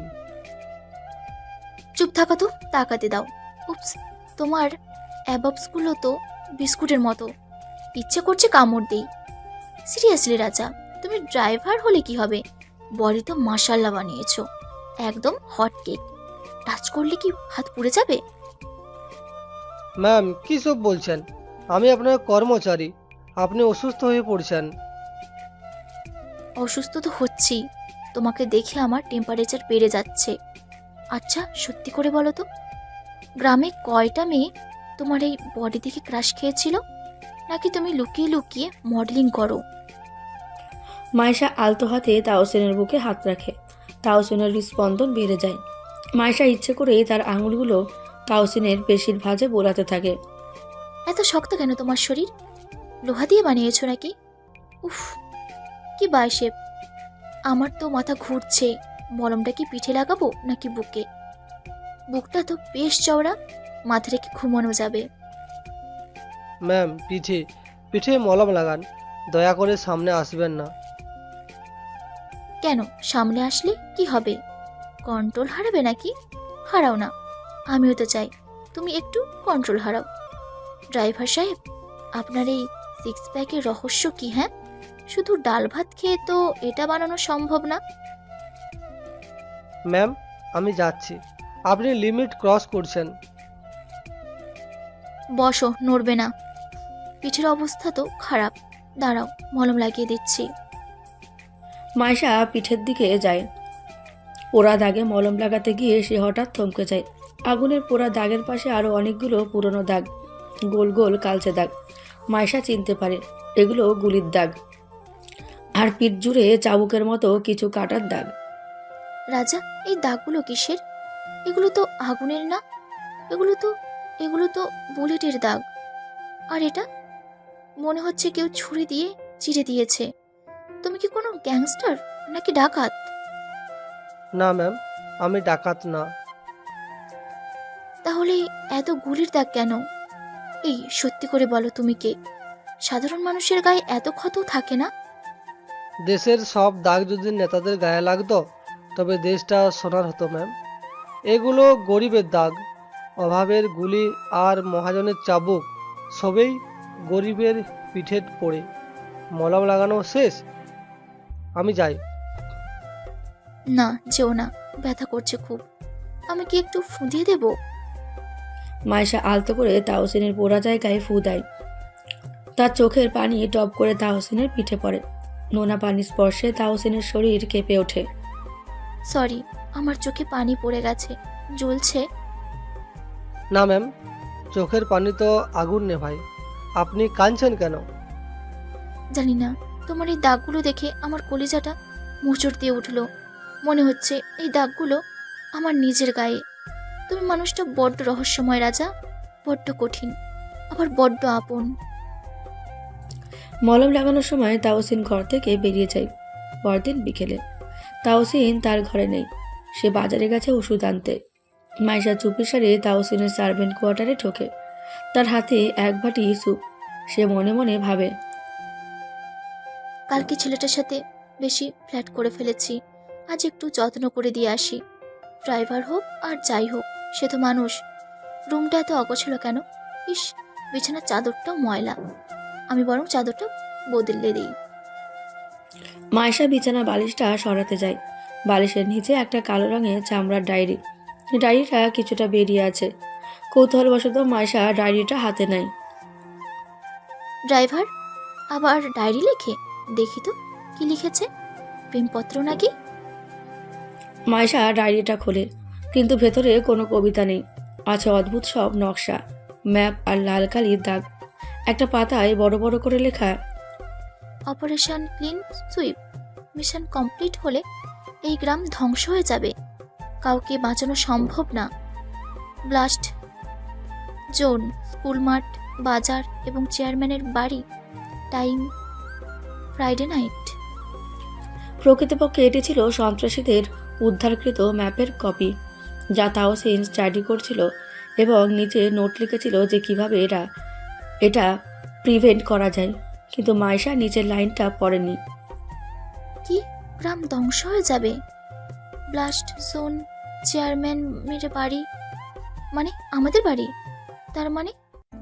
তার মানে ওই গাড়ি ঠিক করতে আসেনি, ও আমাদের মারতে এসেছে। তার মানে ও টেররিস্ট। মাইশার হাত থেকে সুপের বাটিটা পড়ে চুরমার হয়ে যায়। তার চোখ দিয়ে আগুন বেরোতে থাকে। একটু আগের ভালোবাসা মুহূর্তের ঘৃণায় পরিণত হয়। বিশ্বাসঘাতক। আমি একে ভালোবেসেছিলাম, আমি এর শরীরের মোহে পড়েছিলাম। ছি, এই জন্যই ও আমার জীবন বাঁচিয়েছে, যাতে পরে সবাইকে একসাথে মারতে পারে। শয়তান। ঠিক তখনই তাওসিন ঘরে ঢোকে, হাতে ওষুধের প্যাকেট। ম্যাম, আপনি এখানে? কিছু ভেঙেছে? তুই চুপ থাক, একদম কাছে আসবি না। মাইশা ডায়েরিটা সজোরে তাওসিনের মুখের ওপর ছুঁড়ে মারে। ডায়েরির কোণা লেগে তাওসিনের কপাল ফেটে রক্ত বের হয়। ম্যাম, কি হয়েছে? আমি কি করলাম? কি করেছিস? নাটক করছিস? এই ডায়েরিতে কি লেখা? তুই আমাদের বাড়ি ওড়াতে চাস? তুই জঙ্গি, তুই খুনি। ম্যাম, আপনি ভুল বুঝছেন। এটা আমার ডায়েরি না, মানে এটা আমি পেয়েছি। চুপ, আর একটা মিথ্যে বলবি না। তোর ওই সিক্স প্যাক, তোর ওই হিরোগিরি সব ছিল আমাদের ধোঁকা দেওয়ার জন্য। আমি এখনই পুলিশ ডাকবো। আমি তোকে জেলের ভাত খাওয়াবো, তারপর ফাঁসির দড়িতে ঝোলাবো। তুই একটা টেররিস্ট। ম্যাম, শান্ত হন। পুলিশ ডাকলে বিপদ বাড়বে। আমাকে বলতে দিন। তোর কোনো কথা আমি শুনবো না। তোকে আমি একটু একটু করে ভালোবাসতে শুরু করেছিলাম, আর তুই কি করছিস? Get out, get out. আমার চোখের সামনে থেকে দূর হয়ে যা। যেই বলা সেই কাজ। সন্ধ্যা 7টা, রূপনগর থানার ওসি রুমে মাইশা বসে আছে। ওসি জয়নাল সাহেব ভুঁড়ি দুলিয়ে পান চিবোচ্ছেন। সামনে দুজন কনস্টেবল তাওসিনকে ধরে নিয়ে এসেছে। তাওসিনের হাতে হাত করা নেই, কিন্তু সে মাথা নিচু করে দাঁড়িয়ে আছে। ওসি সাহেব, একে অ্যারেস্ট করুন। ও একটা বড় মাপের টেররিস্ট। আমাদের বাড়ি ব্লাস্ট করার প্ল্যান করছিল। এই দেখুন প্রমাণ, ও ডায়েরি। কি কর ম্যাম, এই সিনসি পোলা টেররিস্ট? দেখি মুখটা তোলো তো বাবা। তাওসিন ধীরে ধীরে মাথা তোলে। ঘরের টিমটিমে লাইটে ওসি তার মুখটা দেখে। ওসি জয়নাল চমকে ওঠে। তার মুখের পান গলার নিচে আটকে যায়। তিনি বিষম খান। পানি পানি পানি। কি হলো আপনার? অ্যারেস্ট করছে না কেন? নাকি ঘুষ লাগবে? ওসি পানি খেয়ে ভালো করে তাকান, মনে মনে বলেন, হ্যাঁ, কোনো ভুল নেই। এই সেই মুখ গত সপ্তাহে পুলিশ ডিপার্টমেন্টে দেখেছিলাম। দেশের নতুন রাষ্ট্রপতি তাসিন আরবাত। কিন্তু পরনে চিরা শার্ট কেন? গালে কোছা কোছা দাড়ি। ওসির হাত পা কাঁপতে শুরু করে। তিনি চেয়ার ছেড়ে লাফ দিয়ে ওঠেন। স্যার, স্যার, আপনি আপনি এখানে? ওসি স্যালুট দিয়ে হাত তুলতেই যাচ্ছিলেন, তাওসিন চোখের পলকে ওসিকে একটা তীক্ষ্ণ দৃষ্টি দেয় এবং ইশারায় না করে। ওসি বুঝে ফেলেন এটা কোনো কভার্ট অপারেশন। তিনি ঢোক গেলার চেষ্টা করেন। স্যার মানে? আপনি একে স্যার বলছেন কেন? ও একটা ড্রাইভার, ক্রিমিনাল। হ্যাঁ, ক্রিমিনালের তো চেহারা দেখলেই তো চোর চোর মনে হয়। ওই কনস্টেবল, ওকে ধর, লকআপে ভর। শুধু লকআপে ভরলে হবে না, রিমান্ডে নেবেন। হাড্ডি গুড্ডি ভেঙে স্বীকারোক্তি আদায় করবেন। আমি কাল সকালে এসে দেখব ওর কি অবস্থা। জি জি ম্যাডাম, একদম মায়েরা তক্তা বানাইয়া দিমু। আপনি যান, চিন্তা করবেন না। বড় চোর ধরা পড়ছে। মাইশা রাগে গিজগিজ করতে করতে থানা থেকে বেরিয়ে যায়। যাওয়ার সময় একবার তাওসিনের দিকে তাকায়। তার চোখে পানি, কিন্তু দৃষ্টিতে ঘৃণা। তাহসিন চুপচাপ দাঁড়িয়ে থাকে। মাইশা চলে যাওয়ার পর রশি দৌড়ে এসে শার্টের বোতাম লাগাতে লাগাতে তাহসিনের পায়ের কাছে বসে পড়েন। মাফ করে দেন স্যার, আমি চিনতে পারি নাই। আয় হায়, দেশের প্রেসিডেন্ট আমার থানায় আসামি হয়ে। আমার তো চাকরি থাকবে না। স্যার, চেয়ারে বসেন স্যার, চা খাবেন? উঠো জয়নাল, নাটক বন্ধ করো, কেউ দেখে ফেলবে। স্যার, হাত করাটা খুলে দিই? আপনার হাতে হাত করা দেখলে তো আমার হাত খসা পড়ব। না, হাত করা পরাও, আমাকে লকআপে রাখো। মাঝে যেন বিশ্বাস করে আমি আসলে অপরাধী। যদি ও ঘুণাক্ষরও টের পায় আমি কে, তাহলে ওর জানের রিস্ক বেড়ে যাবে। সন্ত্রাসীরা ওকে টার্গেট করবে।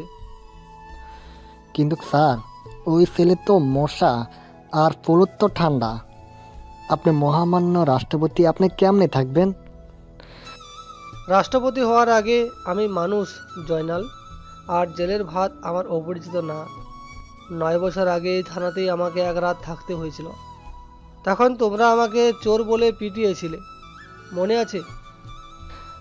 আয় হায় স্যার, মাফ করে দেন, আমরা তো জানতাম না ওই এতিম পোলাটাই আজকে প্রেসিডেন্ট হইব। স্যার, আমি আপনাকে ভিআইপি সেলে দেই? না, সাধারণ সেলেই দাও। আর শোনো, আমার ফোনটা নাও, সেনাপ্রধানকে একটা message Pathao. Eagle is in the cage, operation green signal. যাও। রাত গভীর হয়। থানার অন্ধকার সেল। স্যাঁতসেঁতে মেঝেতে বসে আছে তাহসিন। মশার কামড়, ইঁদুরের দৌড়াদৌড়ি। তাহসিন দেওয়ালের দিকে তাকিয়ে হাসে। মাইশা, তুমি আমাকে ঘৃণা করো, সেটাই ভালো। তোমার ঘৃণা তোমাকে আমার শত্রুদের থেকে দূরে রাখবে। আমি মশা সহ্য করতে পারবো, কিন্তু তোমার উপর একটা আঁচড় লাগলে সহ্য করতে পারবো না। ভালোবাসার জন্য না হয় আজ কয়েদিই হলাম। ও পাশে সেল থেকে এক ছিসকে চোর বলে ওঠে, কি ভাই, নতুন আইসো? বিড়ি খাইবা? প্রেম কইরা ধরা খাইছো মনে হয়। হ্যাঁ ভাই, প্রেম কইরা ধরা খাইছি। দেশের লোকে প্রেম আর মায়ার লোকে প্রেম, দুইটাই বড় যন্ত্রণার। রাত 2:30। এদিকে চেয়ারম্যান বাড়ি নিস্তব্ধ। বাইরে ঝুম বৃষ্টি হচ্ছে। মায়েশার বেডরুমে ডিম লাইট জ্বলছে। বিলাসবহুল বিছানায় শুয়েও মায়েশার চোখে ঘুম নেই। সে এপাশ ওপাশ করছে। বালিশটা যেন তার কাছে কাটার মতো মনে হচ্ছে। কিছুক্ষণ পর সে বিরক্ত হয়ে উঠে বসে।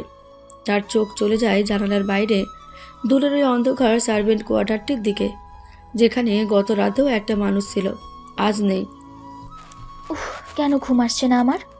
সে একটা সামান্য ড্রাইভার, একটা ক্রিমিনাল, জেলে গেছে, তাতে আমার কি? আমি কেন ছটফট করছি?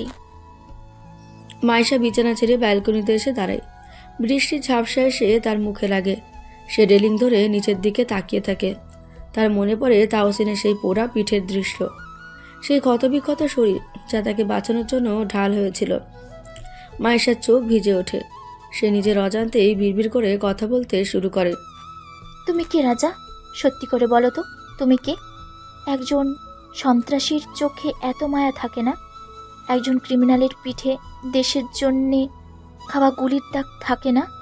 তোমার এই চোখের দিকে তাকালে আমার 9 বছর আগে সেই কিশোর তাহসিনের কথা মনে পড়ে। কেন কেন মনে হয় তুমি আমার খুব চেনা? কেন মনে হয় তুমি আমার শত্রু নও? তুমি আমার আমার খুব আপন কেউ। মাইশা বুকের বাঁ পাশে হাত রাখে। সেখানে অদ্ভুত ব্যথা। সে নিজেকে আর সামলাতে পারে না।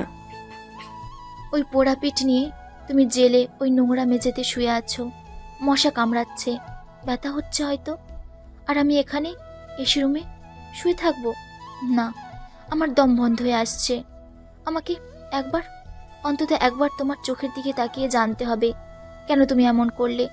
যদি তুমি সত্যি আমাকে মারতে চাইতে, তবে নিজের জীবন বাজি রেখে আমাকে বাঁচালে কেন? মাইশা আলমারি থেকে একটা বড় চাদর বের করে গায়ে জড়িয়ে নেয়। সে টেবিলের উপর থেকে গাড়ির চাবিটা তুলে নেয়। তার হাত কাঁপছে, কিন্তু সিদ্ধান্ত অটল। সবাই যা খুশি ভাবুক, আমি তোমাকে ওই অবস্থায় রেখে ঘুমাতে পারবো না। যদি তুমি অপরাধী হও, তবুও আজ রাতে তুমি আমার, শুধু আমার প্রশ্নের উত্তর দিতে হবে তোমাকে। রাত 3টে। রূপনগর থানা নিস্তব্ধ। সেন্ট্রি ডিউটিতে থাকা কনস্টেবল ঢুকছে। পেছনের গেট দিয়ে একটি ছায়ামূর্তি প্রবেশ করে, মাইশা। সে কনস্টেবলকে 500 টাকার একটা নোট ধরিয়ে দিয়ে ভেতরে ঢোকে। তার চোখে ঘুম নেই, মনের ভেতর খচখচানি। লকআপের গ্রিলের ওপাশে অন্ধকারে বসে আছে তাহসিন। সে মেঝের ধুলোয় আঙুল দিয়ে কিছু একটা আঁকছে।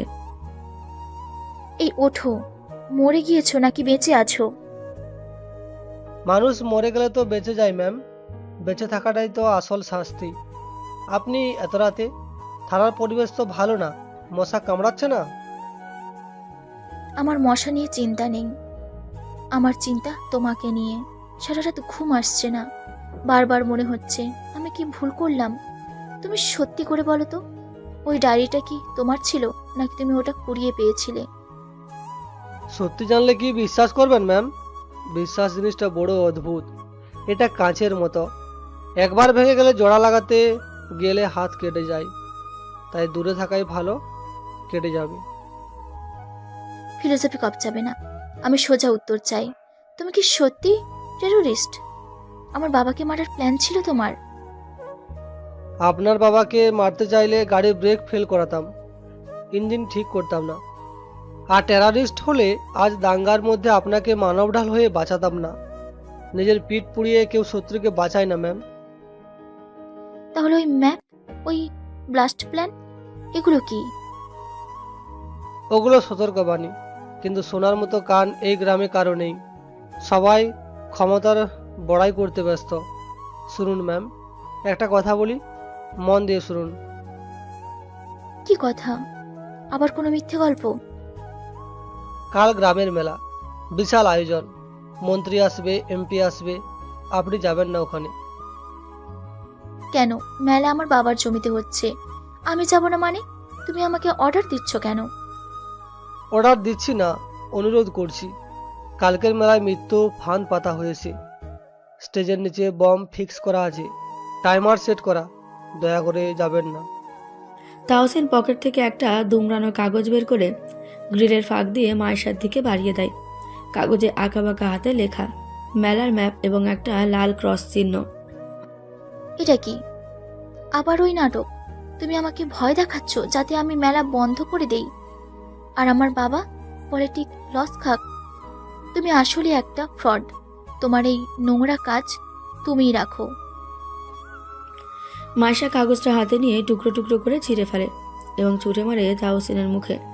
কাগজের টুকরোগুলো কনফেত্তির মতো ছড়িয়ে পড়ে লকআপের মেঝেতে। ছিঁড়ে ফেললেন ঠিক আছে, কাগজ ছেঁড়া সহজ ম্যাম, কিন্তু কপাল ছেঁড়া যায় না। যা ঘটার তা ঘটবেই। শুধু দোয়া করি কাল যেন আপনার চোখের পানি মোছানোর জন্য কেউ বেঁচে থাকে। শাট আপ, একদম চুপ। আমি কাল মেলায় যাব, স্টেজে উঠব এবং সবার সামনে বলবো যে তুমি একটা মিথ্যুক। গুড বাই মিস্টার ড্রাইভার, পচে মরো এই জেলে। মায়েশা গটগট করে চলে যায়। তার পায়ের শব্দের সাথে মিলিয়ে যায় তাহসিনের শেষ আশাটুকু। তাহসিন ছেঁড়া কাগজগুলোর দিকে তাকিয়ে দীর্ঘশ্বাস ফেলে। বোকামি। ভালোবাসা মানুষকে অন্ধ করে জানি, কিন্তু জেদ মানুষকে বধির করে দেয়। আমাকে বেরোতেই হবে, ওসি জয়নালকে ডাকতে হবে। পরদিন সকাল 10টা। রূপনগর হাই স্কুল মাঠে তিল ধারণের ঠাঁই নেই। মাইকে উচ্চস্বরে গান বাজছে, বেলুন, নাগরদোলা আর মানুষের কোলাহল। ওদিকে থানার ওসি জয়নাল তার রুমে বসে ঘামছেন। তাহসিন লকআপের গ্রিল ধরে দাঁড়িয়ে আছে, তার চোখে মুখে প্রচণ্ড উত্তেজনা। জয়নাল, গেটটা খুলো, আমার কাছে ইন্টেল আছে। আর মাত্র 20 মিনিট বাকি, ওরা টাইমার অ্যাক্টিভেট করে দিয়েছে। কি কন এগুলা? আমি গেট খুললো তো চাকরি যাইব। মায়েশা ম্যাডাম আপনারে ফোন দিছিল, কইছিল আপনারা যেন করা নজরে রাখি। আমি আপনারে কেমনে সারি কন? তোমার চাকরি যাবে না, কিন্তু গেট না খুললে তোমার জান যাবে জয়নাল। আমি প্রেসিডেন্ট হিসেবে অর্ডার দিচ্ছি, গেট খোলো। This is an emergency. কিন্তু স্যার প্রসিডিউর তো নাই, উপর মহলের পারমিশন লাগবো। আইজিবি স্যাররে ফোন দি। আইজিবিকে ফোন দেওয়ার সময় নেই গাধা, ওখানে হাজার হাজার মানুষ, বাচ্চারা আছে। আর মাইশা, মাইশা এখন স্টেজের দিকে যাচ্ছে, গেট খোলো বলছি, নইলে আমি গ্রিল ভেঙে বের হলে তোমার খবর আছে। আল্লাহ গো, আমি মরলাম। একদিকে প্রেসিডেন্ট, আরেক দিকে চেয়ারম্যানের মাইয়া। আচ্ছা স্যার, খুলতাছি, কিন্তু একটা সত্য, আমার কিন্তু সাথে নেবেন না, আমি ইয়ানেই ভালো আছি। ওসি কাঁপতে কাঁপতে চাবি দিয়ে লকআপের তালা খোলে। তাহসিন বেরিয়ে ওসির টেবিলের দিকে দৌড় দেয়। সে ওসির ড্রয়ার থেকে একটা লোডেড রিভলভার বের করে নিজের কোমরে গোজে। স্যার, ওটা তো সরকারি মাল, এন্টি স্যার আর নেওয়া যাইব না। চুপ থাকো আর শোনো, ওয়্যারলেসে মেসেজ দাও, কোড রেড, বোম ডিসপোজাল ইউনিটকে মুভ করতে বলো, আমি মেলায় যাচ্ছি। স্যার, আপনার গায়ে তো কয়দিন জামা নাই, কিন্তু কি সিরা শার্ট পরে যাবেন? মানুষ তো আপনারে পাগল ভাববো। ভাবুক, পাগলেরাই ইতিহাস বানায়। ওই কোনায় হ্যাঙ্গারে পুলিশের ইউনিফর্মটা কার? ওটা তো হাবিলদার কুদ্দুসের দুস্থ দিছিল। ওইটা দাও, সিভিল ড্রেসে স্টেজে উঠা যাবে না, পুলিশ দেখলে মানুষ ভয় পাবে, রাস্তা ছাড়বে। তাহসিন দ্রুত কুদ্দুসে ঢিলে ঢালা ইউনিফর্মটা গায়ে চাপিয়ে নেয়। মাথায় পুলিশের টুপিটা পরে নেয় যাতে মুখটা ঢাকা থাকে। সে দেওয়াল ঘড়িটার দিকে তাকায়। 10:40, ব্লাস্ট টাইম 11টার, হাতে মাত্র 20 মিনিট। তাহসিন থানা থেকে বেরিয়ে একটা সিএনজি দাঁড় করায়। ড্রাইভার যেতে চায় না। তাহসিন রিভলভার বের করে ড্রাইভারের কানের কাছে ধরে। টান দে, রকেটের গতিতে যাবি। সিএনজি ছুটে চলে মেলার দিকে। এদিকে মেলা স্টেজ, লোকাল ব্যান্ড গান গাইছে, সামনে হাজার হাজার দর্শক। ভিআইপি চেয়ারে বসে আছেন মায়েশার বাবা এবং এমপি সাহেব। মায়েশা স্টেজের ঠিক নিচে দাঁড়িয়ে আছে, তার পরনে নীল শাড়ি, তাকে অপূর্ব লাগছে, কিন্তু তার মন ভালো নেই। সে বারবার গেটের দিকে তাকাচ্ছে, কেন তাকাচ্ছে সে নিজেও জানে না। তাহসিন ভিড়ের মধ্যে এসে পৌঁছায়। পুলিশের পোশাকে তাকে অন্যরকম লাগছে। সে ভিড় ঠেলে এগোতে চেষ্টা করে, কিন্তু মানুষ সচ্ছে না। সরুন, রাস্তা ছাড়ুন, পুলিশ অপারেশন। আরে রাখেন মিয়া, গান শুনতে দেন, পুলিশ হয়েছে ভাব মারতে। তাহসিন বুঝতে পারে এভাবে হবে না। সে দৌড়ে গিয়ে সাউন্ড সিস্টেমের অপারেটরের কাছ থেকে একটা কর্ডলেস মাইক্রোফোন ছো মেরে নিয়ে নেয়। অপারেটর কিছু বলার আগে তাহসিন স্টেজে লাফ দিয়ে ওঠে। গান বন্ধ হয়ে যায়, সবাই অবাক। সবাই আমার কথা শুনুন, দয়া করে প্যানিক করবেন না। এখানে একটা খেলা হবে, জাস্ট একটা গেম। এই মাঠের নিচে গুপ্তধন আছে, কিন্তু সেটা পেতে হলে আপনাদের সবাইকে গেটের বাইরে যেতে হবে। যে সবার আগে বেরোবে সে পুরস্কার পাবে। রান এখন। এই পুলিশটাকে কি যাতা বলছে, নামা ওকে। আরে এ তো দেখি ওই ড্রাইভার, ওকে থানায় দিয়ে এসেছিল আমার মেয়ে। পুলিশের ড্রেস পিনসিকেন, এই ধরো রে। রাজা, তুমি এখানে, তা আবার পুলিশের ড্রেসে? জেল থেকে পালালে কি করে? মায়েশা স্টেজের কাছে এগিয়ে আসে। তাহসিনের চোখ তখনও ভিড়ের দিকে। সে দেখছে মানুষ নড়ছে না, তারা ভাবছে এটা কোনো কৌতুক। তাহসিন এবার স্টেজের ফ্লোরে কান পাতে। সে টিক টিক শব্দ শুনতে পায়। স্টেজের ঠিক নিজেই কাঠের পাতাটানের তলায় বোমাটা রাখা। মাইসা সরে যাও, ওখান থেকে সরো, স্টেজের নিচে বোমা। আবার মিথ্যে কথা, তুমি নাটক করতে এখানেও এসেছো? ছি রাজা, তোমার লজ্জা নেই? পুলিশ সেজে এসেছো আমাকে ইমপ্রেস করতে? এটা ইমপ্রেশন না, এটা ডেথ ওয়ারেন্ট। এমপি সাহেব, সবাইকে সরান, আর 1 মিনিট বাকি। ফাজলামি করো, সিকিউরিটি এই পাগলটাকে নামাও, গান শুরু করো। সিকিউরিটি গার্ডরা তাহসিনকে ধরতে স্টেজে ওঠে। তাহসিন এক লাথিতে একজনকে ফেলে দেয়। সে মায়েশার দিকে তাকায়, দুজনের চোখাচোখি হয়। তাহসিনের চোখে চরম আকুতি, আর মায়েশার চোখে অবিশ্বাস আর জেদ। আমি সরব না, দেখি তোমার বোমা কোথায়। তুমি আমাকে টাচ করবে না একদম। টাচ করবো না ম্যাম, এবার ধাক্কা দেব। তাহসিন ঘড়ির দিকে তাকায়। 10 সেকেন্ড, 9, 8। সে বুঝতে পারে বোঝানোর সময় শেষ। সে স্টেজ থেকে লাফ দিয়ে নিচে নামে। মায়েশা কিছু বুঝে ওঠার আগে তাহসিন দৌড়ে গিয়ে তাকে সজোরে ধাক্কা দেয়। এই কি হচ্ছে? মায়েশা সিটকে গিয়ে দূরে বালু স্তূপের উপর পড়ে। তাহসিন নিজের নিরাপদ জায়গায় না গিয়ে দৌড়ে স্টেজের নিচে থাকা একটি ভারী বালুর বস্তা, যেটা জেনারেটরের জন্য রাখা ছিল, টেনে আনে এবং সেটা বোমার সম্ভাব্য অবস্থানের ওপর ফেলে নিজে তার ওপর ঝাঁপিয়ে পড়ে, যেন তার শরীরটা দ্বিতীয় বর্ম। 3, 2, 1 বুম করে বিকট শব্দে কেঁপে ওঠে পুরো মেলা প্রাঙ্গণ। স্টেজের একপাশ উড়ে যায়, ধুলো, ধোঁয়া আর কাঠের টুকরো চারদিকে ছড়িয়ে পড়ে। মানুষের চিৎকার, কান্নার রোল। ধোঁয়ায় কিছু দেখা যাচ্ছে না। এমপি আর চেয়ারম্যান সাহেব আগেই মঞ্চ থেকে পড়ে গিয়েছেন। মাইশা ধুলো ঝেড়ে উঠে বসে। তার কানে ভো ভো শব্দ হচ্ছে। সে চিৎকার করছে কিন্তু নিজের গলায় শুনতে পাচ্ছে না। রাজা, রাজা তুমি কোথায়? ধোঁয়া একটু কাটতে মাইশা দেখে স্টেজের ধ্বংসস্তূপের পাশে একজন পড়ে আছে। পুলিশের ইউনিফর্মটা ছেঁড়া, ফালা ফালা, পিঠের সেই পোড়া জায়গাটা আবার রক্তাক্ত। তাওসিন উপর হয়ে পড়ে আছে, তার শরীর নিচ থেকে রক্ত গড়িয়ে মাটি ভিজিয়ে দিচ্ছে। মাইশা দৌড়ে যায়, সে তাওসিনের শরীরটা উল্টে দেয়। তাওসিনের চোখ বন্ধ, কপাল দিয়ে রক্ত পড়ছে। রাজা চোখ খুলো, রাজা প্লিজ, আমি আর ঝগড়া করব না, তুমি ওঠো। ও বাবা, ডাক্তার ডাকো, কেউ আছো? মাইশা তাওসিনের শার্টের পকেট ধরে ঝাঁকুনি দেয়। পকেট থেকে একটা মানিব্যাগ আর একটা আইডি কার্ড ছিটকে বেরিয়ে আসে। আইডি কার্ডটা মাটিতে পড়ে চকচক করে, গোল্ড প্লেটেড, রোদে ঝিলিক দিচ্ছে। মাইশা কার্ডটা হাতে তোলে, সে ঝাপসা চোখে পড়ার চেষ্টা করে। প্রথমে সেভাবে এটা ড্রাইভিং লাইসেন্স, কিন্তু না, সেখানে বড় বড় অক্ষরে লেখা Tahsin Abrar, honourable president, people's republic of Bangladesh. মাইশার হাত থেকে কার্ডটা পড়ে যাওয়ার উপক্রম হয়। সে বিশ্বাস করতে পারে না, সে কার্ডটার দিকে তাকায়, তারপর রক্তাক্ত তাহসিনের মুখের দিকে।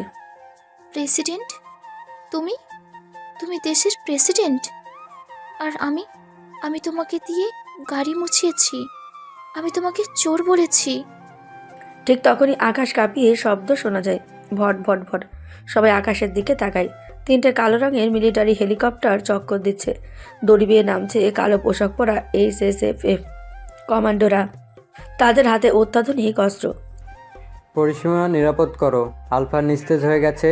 আমি আবার বলছি, আলফা নিস্তেজ হয়ে গেছে। কমান্ডোরা দৌড়ে এসে মাইশাকে সরিয়ে দেয়। তারা তাহসিনকে ঘিরে মানব প্রাচীর তৈরি করে। একজন ডাক্তার দ্রুত তাহসিনের পালস চেক করে। ম্যাম সরে দাঁড়ান, ওনার গায়ে হাত দেবেন না, উনি রাষ্ট্রীয় সম্পদ। উনি আমার ড্রাইভার, উনি আমাকে বাঁচিয়েছেন। উনি আপনার ড্রাইভার নন ম্যাম, উনি এই দেশের অভিভাবক। ওনাকে এখন CMH নিতে হবে, জলদি স্ট্রেচার আনো। গ্রামবাসী, চেয়ারম্যান, এমপি সবাই মূর্তির মতো দাঁড়িয়ে। কেউ বিশ্বাস করতে পারছে না যে ছেলেটা তাদের চায়ের দোকানে বসে চা খেয়েছে, যে ছেলেটা গতকাল দাঙ্গায় মার খেয়েছে, সে আসলে কে। মাইশা হাঁটু গেড়ে মাটিতে বসে পড়ে, তার হাতে সেই আইডি কার্ডটা ধরা। তার 2 চোখ দিয়ে অশ্রু নয়, যেন অনুশোচনার আগুন ঝরছে। তুমি এত বড় অভিনেতা ছিলে তাহসিন, এত বড় সত্যিটা লুকিয়ে রাখলে। আমি এখন নিজেকে মাফ করব কি করে? হেলিকপ্টারের পাখার বাতাসে ধুলো উঠছে। তাহসিনকে স্ট্রেচারে তুলে আকাশে নিয়ে যাওয়া হচ্ছে। মাইশা আকাশের দিকে তাকিয়ে থাকে, তার মনে পড়ে তাহসিনের সেই কথা। ক্ষমতার আসল রূপ দেখলে আপনার ওই অহংকারের চশমা ভেঙে গুঁড়ো হয়ে যাবে। আজ সত্যি মাইশার অহংকার গুঁড়ো হয়ে গেছে। কিন্তু তার ভালোবাসা, সেটা কি বেঁচে থাকবে, নাকি এই আইডি কার্ডের ভারে চাপা পড়ে যাবে? পরের দিন ঢাকার সম্মিলিত সামরিক হাসপাতাল, VIP ওয়েটিং লাউঞ্জ। চারদিকে পিনপত নীরবতা, শুধু দেওয়াল গড়ির টিকটিক শব্দ আর মাঝে মাঝে SSF সদস্যের বুটের আওয়াজ। লাউঞ্জে সোফায় বসে আছেন রূপনগরের প্রতাপশালী চেয়ারম্যান আরবাজ খান।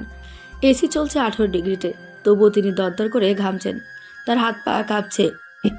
পাশে বসা মাইশা, তার পরনে এখনো সেই ধুলোমাখা নীল শাড়ি, চুল এলোমেলো। সে ফ্লোরের দিকে তাকিয়ে পাথরের মতো বসে আছে। মারে ও মা, একটু পানি দিবি? আমার গলাটা শুকিয়ে কাঠ হয়ে গেছে, মনে হচ্ছে দমটা আটকে আসবে।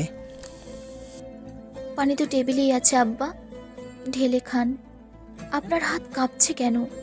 প্রেশার কি আবার বাড়লো? প্রেশার বাড়বে না মা, তুই বুঝতে পারছিস না আমরা কোথায় বসে আছি। এটা CMH, বাইরে দেখছিস আর্মি কমান্ডাররা কেমন গিজগিজ করছে। এরা আমাদের পাহারা দিচ্ছে না মা, এরা আমাদের নজরে রাখছে। আমার মনে হয় আমাদের আর রেহাই নেই।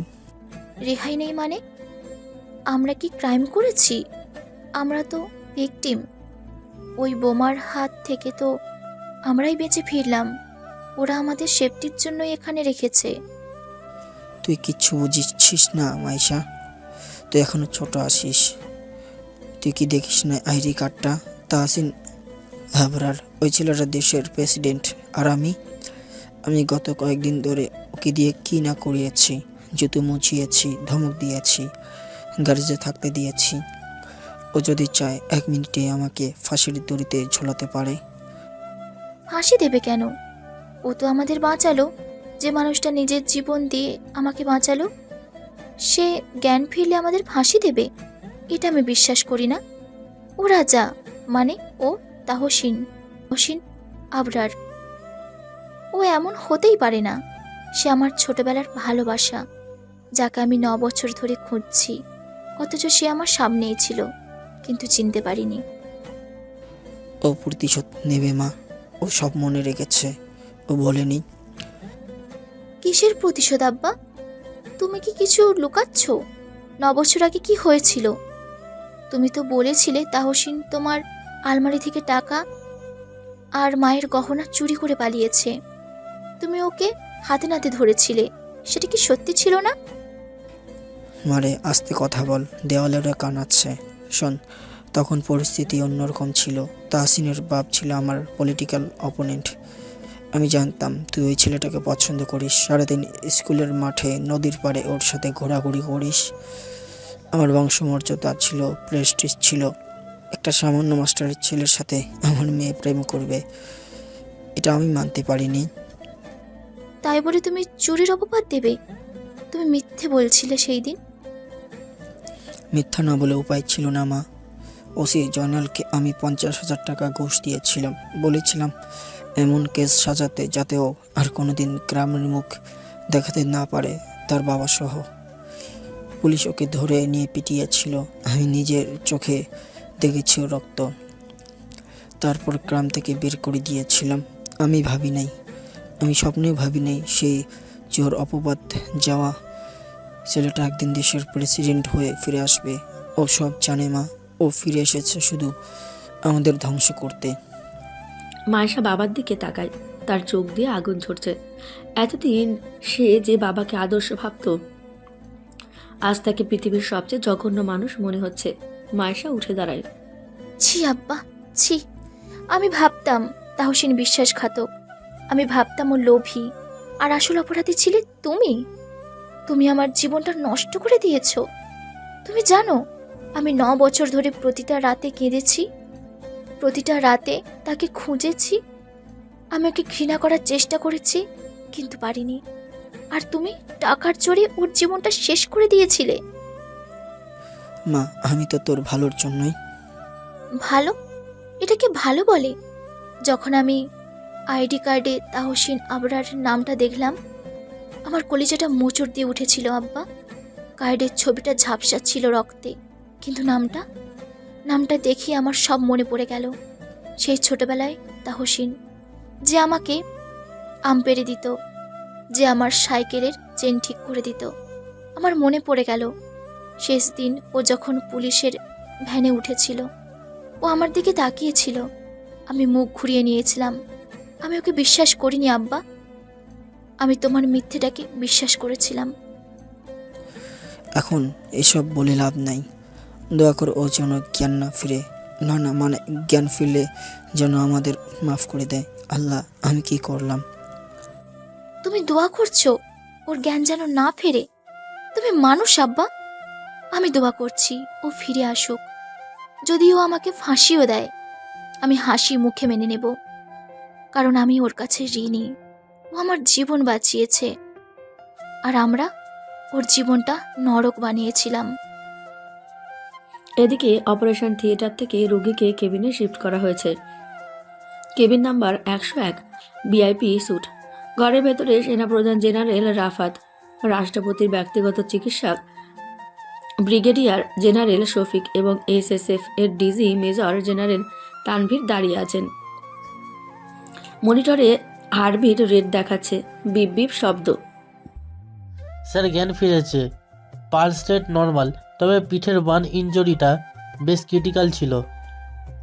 আমরা গ্রাফটিং করেছি, আগামী 48 ঘন্টা খুব সাবধানে রাখতে হবে, ইনফেকশনের হাই রিস্ক আছে।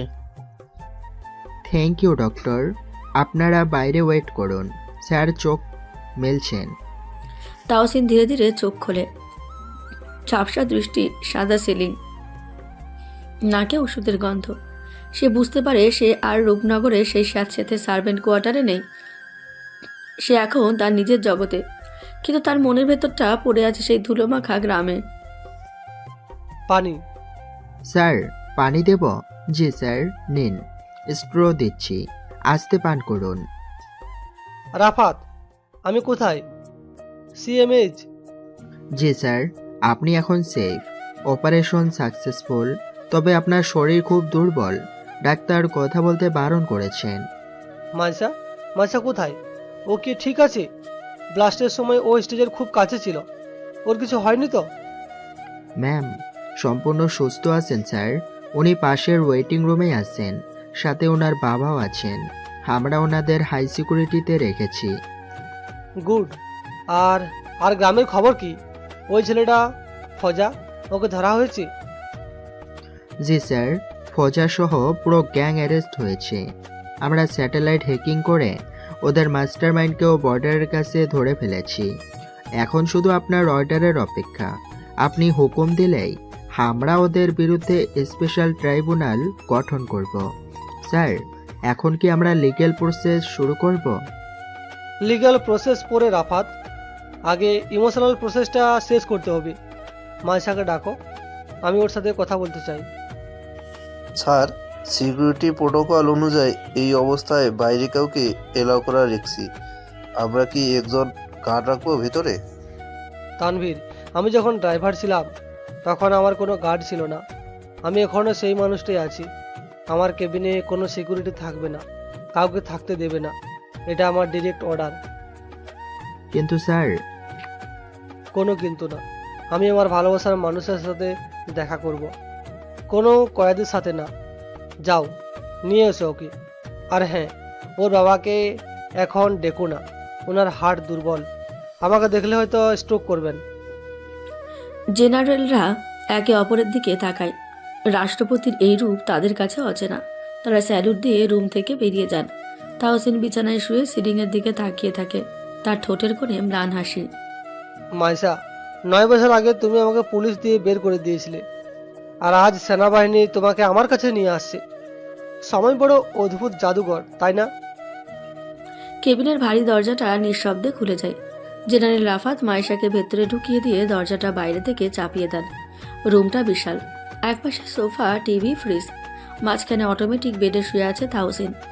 তার গায়ে হাসপাতালের হালকা নীল রঙের গাউন, হাতে ক্যানোলা, বুকের ওপর সাদা চাদর। মাইশা দরজার কাছেই দাঁড়িয়ে থাকে, তার পা চলছে না। এই সেই লোকটা যাকে সে গত 7 দিন ধরে ধমক দিয়েছে, যাকে দিয়ে গাড়ির চাকা ধুইয়েছে। আর আজ এই লোকটার ইশারায় পুরো দেশ চলে।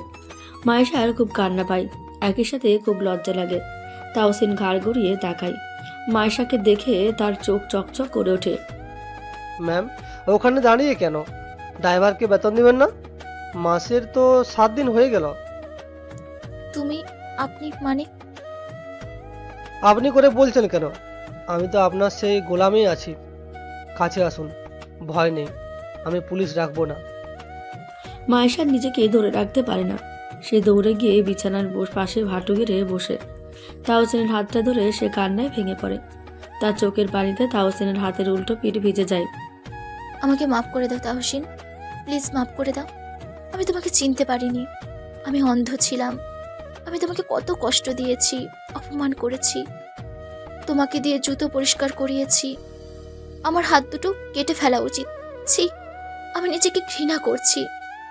শোনো, তুমি এক কাজ করো, আমার এই দুটো হাত কেটে ফেলো, না হলে আমাকে ফাঁসি দিয়ে দাও প্লিজ।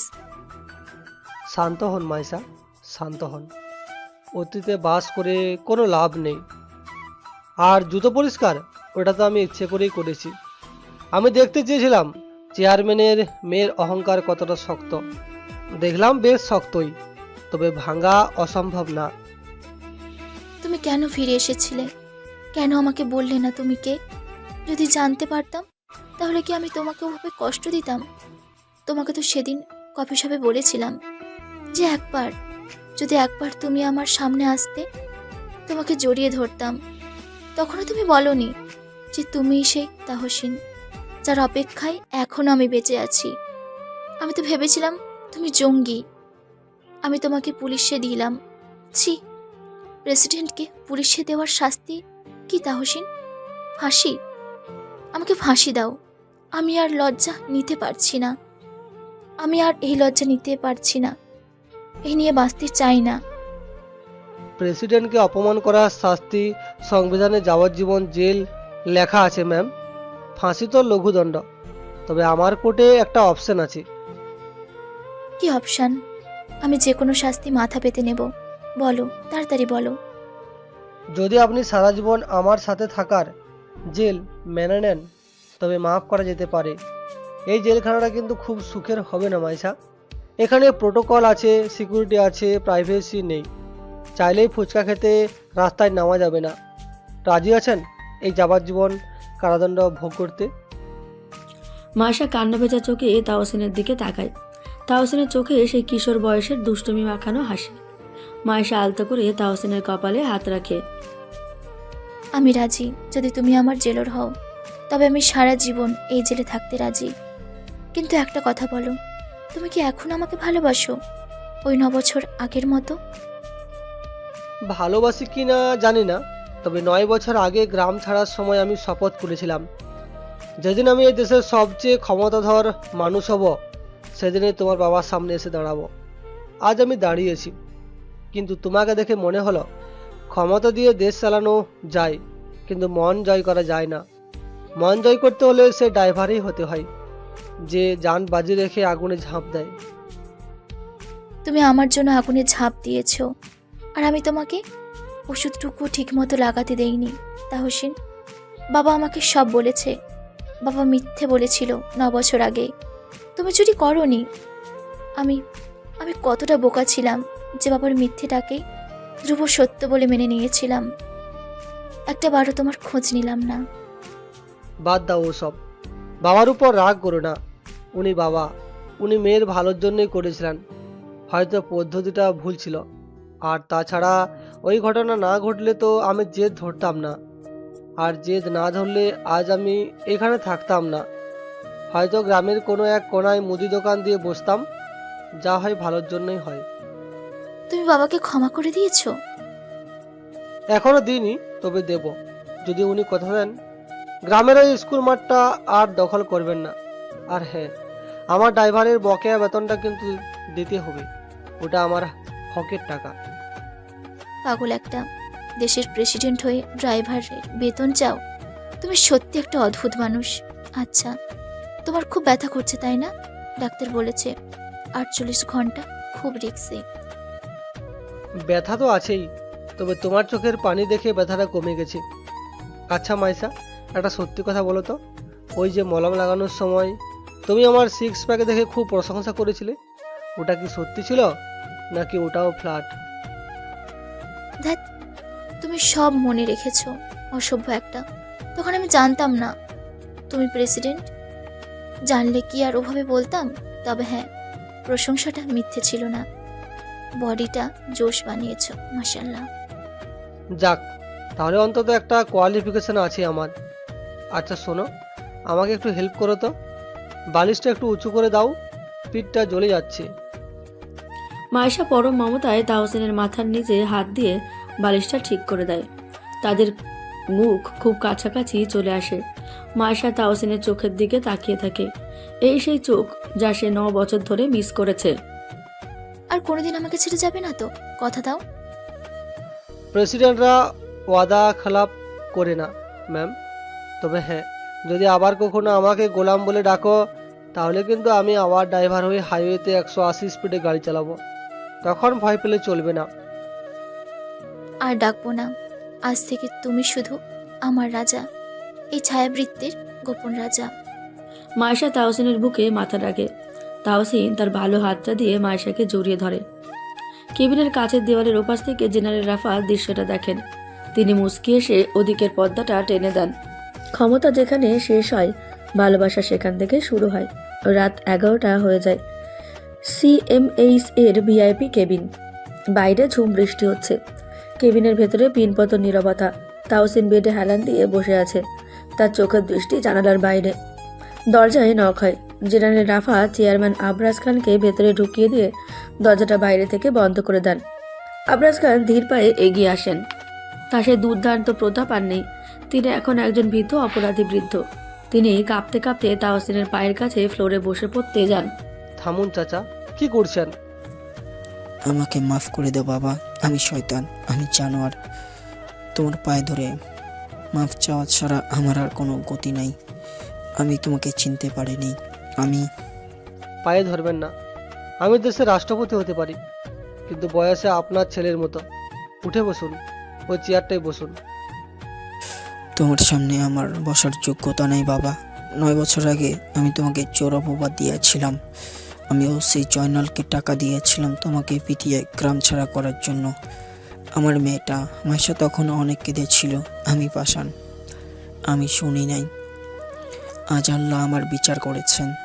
তুমি আমার জীবন বাঁচালে, আর আমি তোমাকে মারার ষড়যন্ত্র করেছি। চাচা পানি খান, আপনার হাত কাঁপছে। পানি আমার গলায় নামবে না বাবা।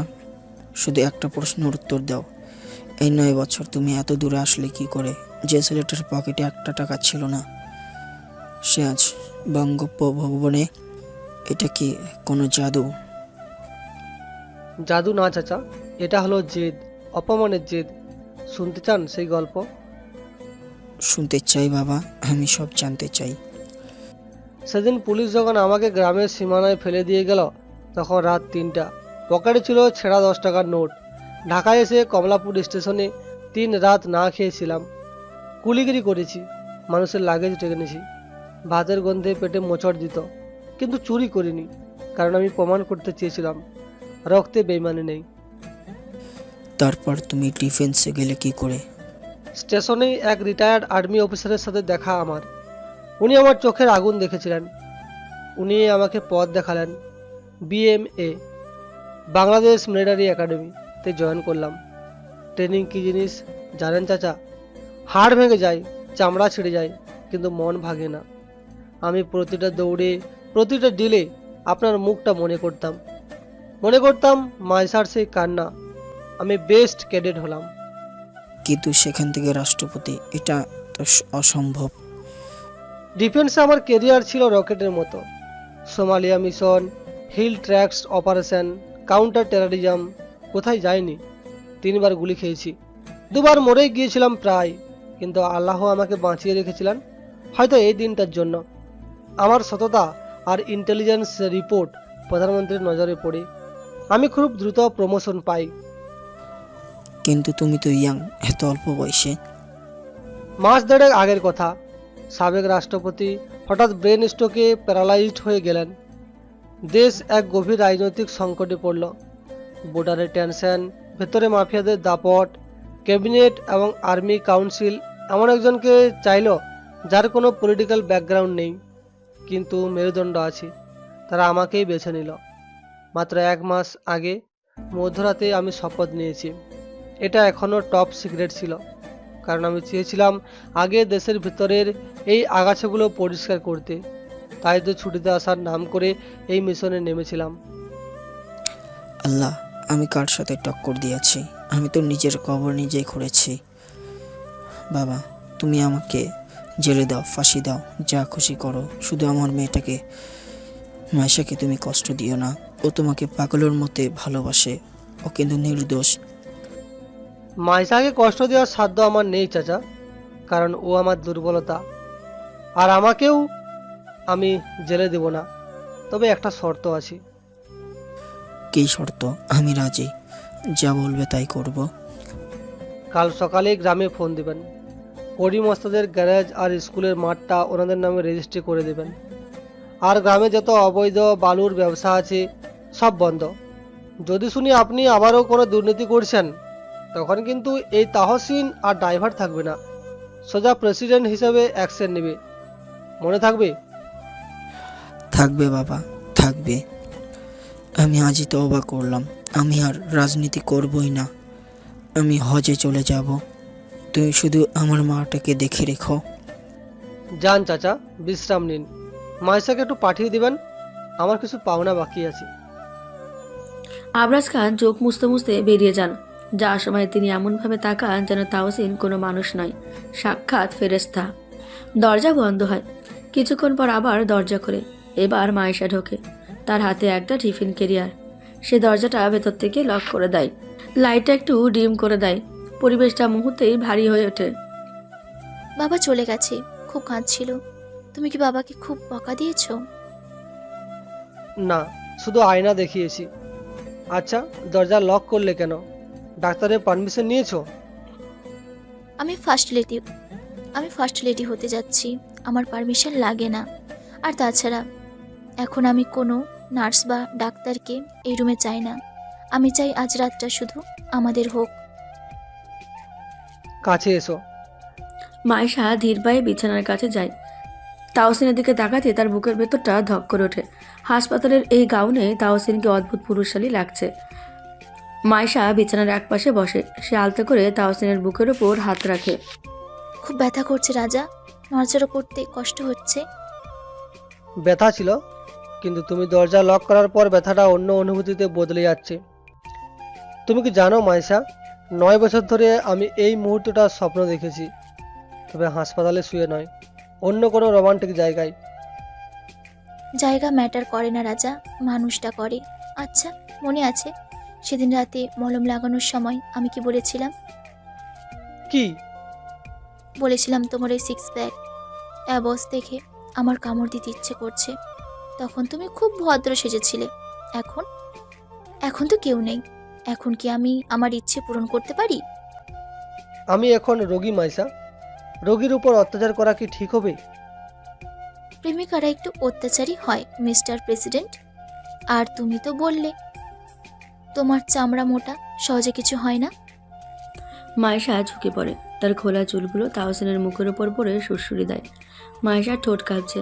সে তাওসিনের কানের কাছে মুখ নিয়ে ফিসফিস করে বলে, তুমি আমার হিরো, তুমি আমার রাজা। তোমার শরীরের প্রতিটা দাগ আমার কাছে এক একটা মেডেল। আমি এই দাগগুলোকে ভালোবাসতে চাই আজ সারা রাত ধরে। মায়েশা তার ঠোঁট দিয়ে আলতো করে তাওসিনের গলার কাছে স্পর্শ করে। তাওসিন শিউরে ওঠে। তার সুস্থ হাতটা দিয়ে সে মায়েশার কোমর জড়িয়ে ধরে কাছে টানে। মাইশা, কন্ট্রোল করা কিন্তু কঠিন হয়ে যাচ্ছে। কে বলেছে কন্ট্রোল করতে? আজ সব প্রোটোকল ভাঙা হবে। আজ কোনো নিয়ম নেই। মায়েশা তাওসিনের ঠোঁটে ঠোঁট রাখে। প্রথমে আলতো, তারপর ক্রমশ গভীর থেকে গভীরতর হয় সেই চুম্বন। তাওসিনের বুকের ওঠানামা বেড়ে যায়। মায়েশা সাবধানে তাওসিনের গাউনের বোতামগুলো সরিয়ে দেয়। তাওসিনের চওড়া লোমশ বুক উন্মুক্ত হয়ে পড়ে। মায়েশা তার মুখ নামিয়ে আনে তাওসিনের বুকে। সে জিহ্বা দিয়ে আলতো করে তাওসিনের বুকের পুরনো একটি ক্ষতের ওপর স্পর্শ করে। আহ মাইশা, জ্বলছে নাকি ভালো লাগছে? আগুন ধরিয়ে দিচ্ছ তুমি। জানো না বার্ন ইউনিটে আগুন জ্বালানো নিষেধ? আগুন তো তুমি জ্বালিয়েছো রাজা 9 বছর আগে। আর সেই আগুনে আমরা দুজনেই পুড়ব। মায়েশা উঠে গিয়ে বেডের সুইচ টিপে বেডটা একটু ফ্ল্যাট করে দেয়। সে সাবধানে তাওসিনের পাশ ঘেঁষে শুয়ে পড়ে। খেয়াল রাখে যেন পিঠে চাপ না লাগে, কিন্তু শরীরের উষ্ণতা এড়ানোর উপায় নেই। মায়েশা তার পা দিয়ে তাওসিনের পা জড়িয়ে ধরে। তার হাত চলে যায় তাওসিনের ঘাড়ের নিচে। হাসপাতালের ঠান্ডা এসি রুমটা যেন হঠাৎ করেই উষ্ণ হয়ে ওঠে। তাদের ঘন নিঃশ্বাসের শব্দে দেওয়াল ঘড়ির শব্দ ঢাকা পড়ে যায়। তাওসিন মায়েশার চিবুকটা ধরে নিজের দিকে ফেরে। মায়েশার চোখ আধা বোঝা, নেশাতুর। ড্রাইভারের বেতনটা কিন্তু এখনো দাওনি ম্যাম। বকেয়া বেতন সুদ সমেত চাও? চাই। তবে নাও। মায়েশা আবার ঝাঁপিয়ে পড়ে তাওসিনের ঠোঁটে। এবার আর কোনো বাধা নেই, কোনো সংকোচ নেই। হাসপাতালের সাদা চাদর সাক্ষী থাকে এক দীর্ঘ বিচ্ছেদের পর দুটি তৃষ্ণার্ত আত্মার মিলনের। বাইরের বৃষ্টির শব্দ, আর ভেতরে ভালোবাসার ঝড়। রাষ্ট্রপতি আর তার ড্রাইভার সত্তা আজ একাকার হয়ে গেছে মায়েশার আদরের কাছে। আর এভাবে গল্পটাও শেষ হয়ে যায়। এটি একটি কাল্পনিক গল্প, কেউ বাস্তবের সাথে মেলাবেন না। শুরু থেকে শেষ অবধি দেখার জন্য সবাইকে অসংখ্য ধন্যবাদ। সবাই ভালো থাকবেন, সুস্থ থাকবেন, নিজের খেয়াল রাখবেন। চ্যানেলে নতুন হয়ে থাকলে অবশ্যই চ্যানেলটি সাবস্ক্রাইব করে দিন।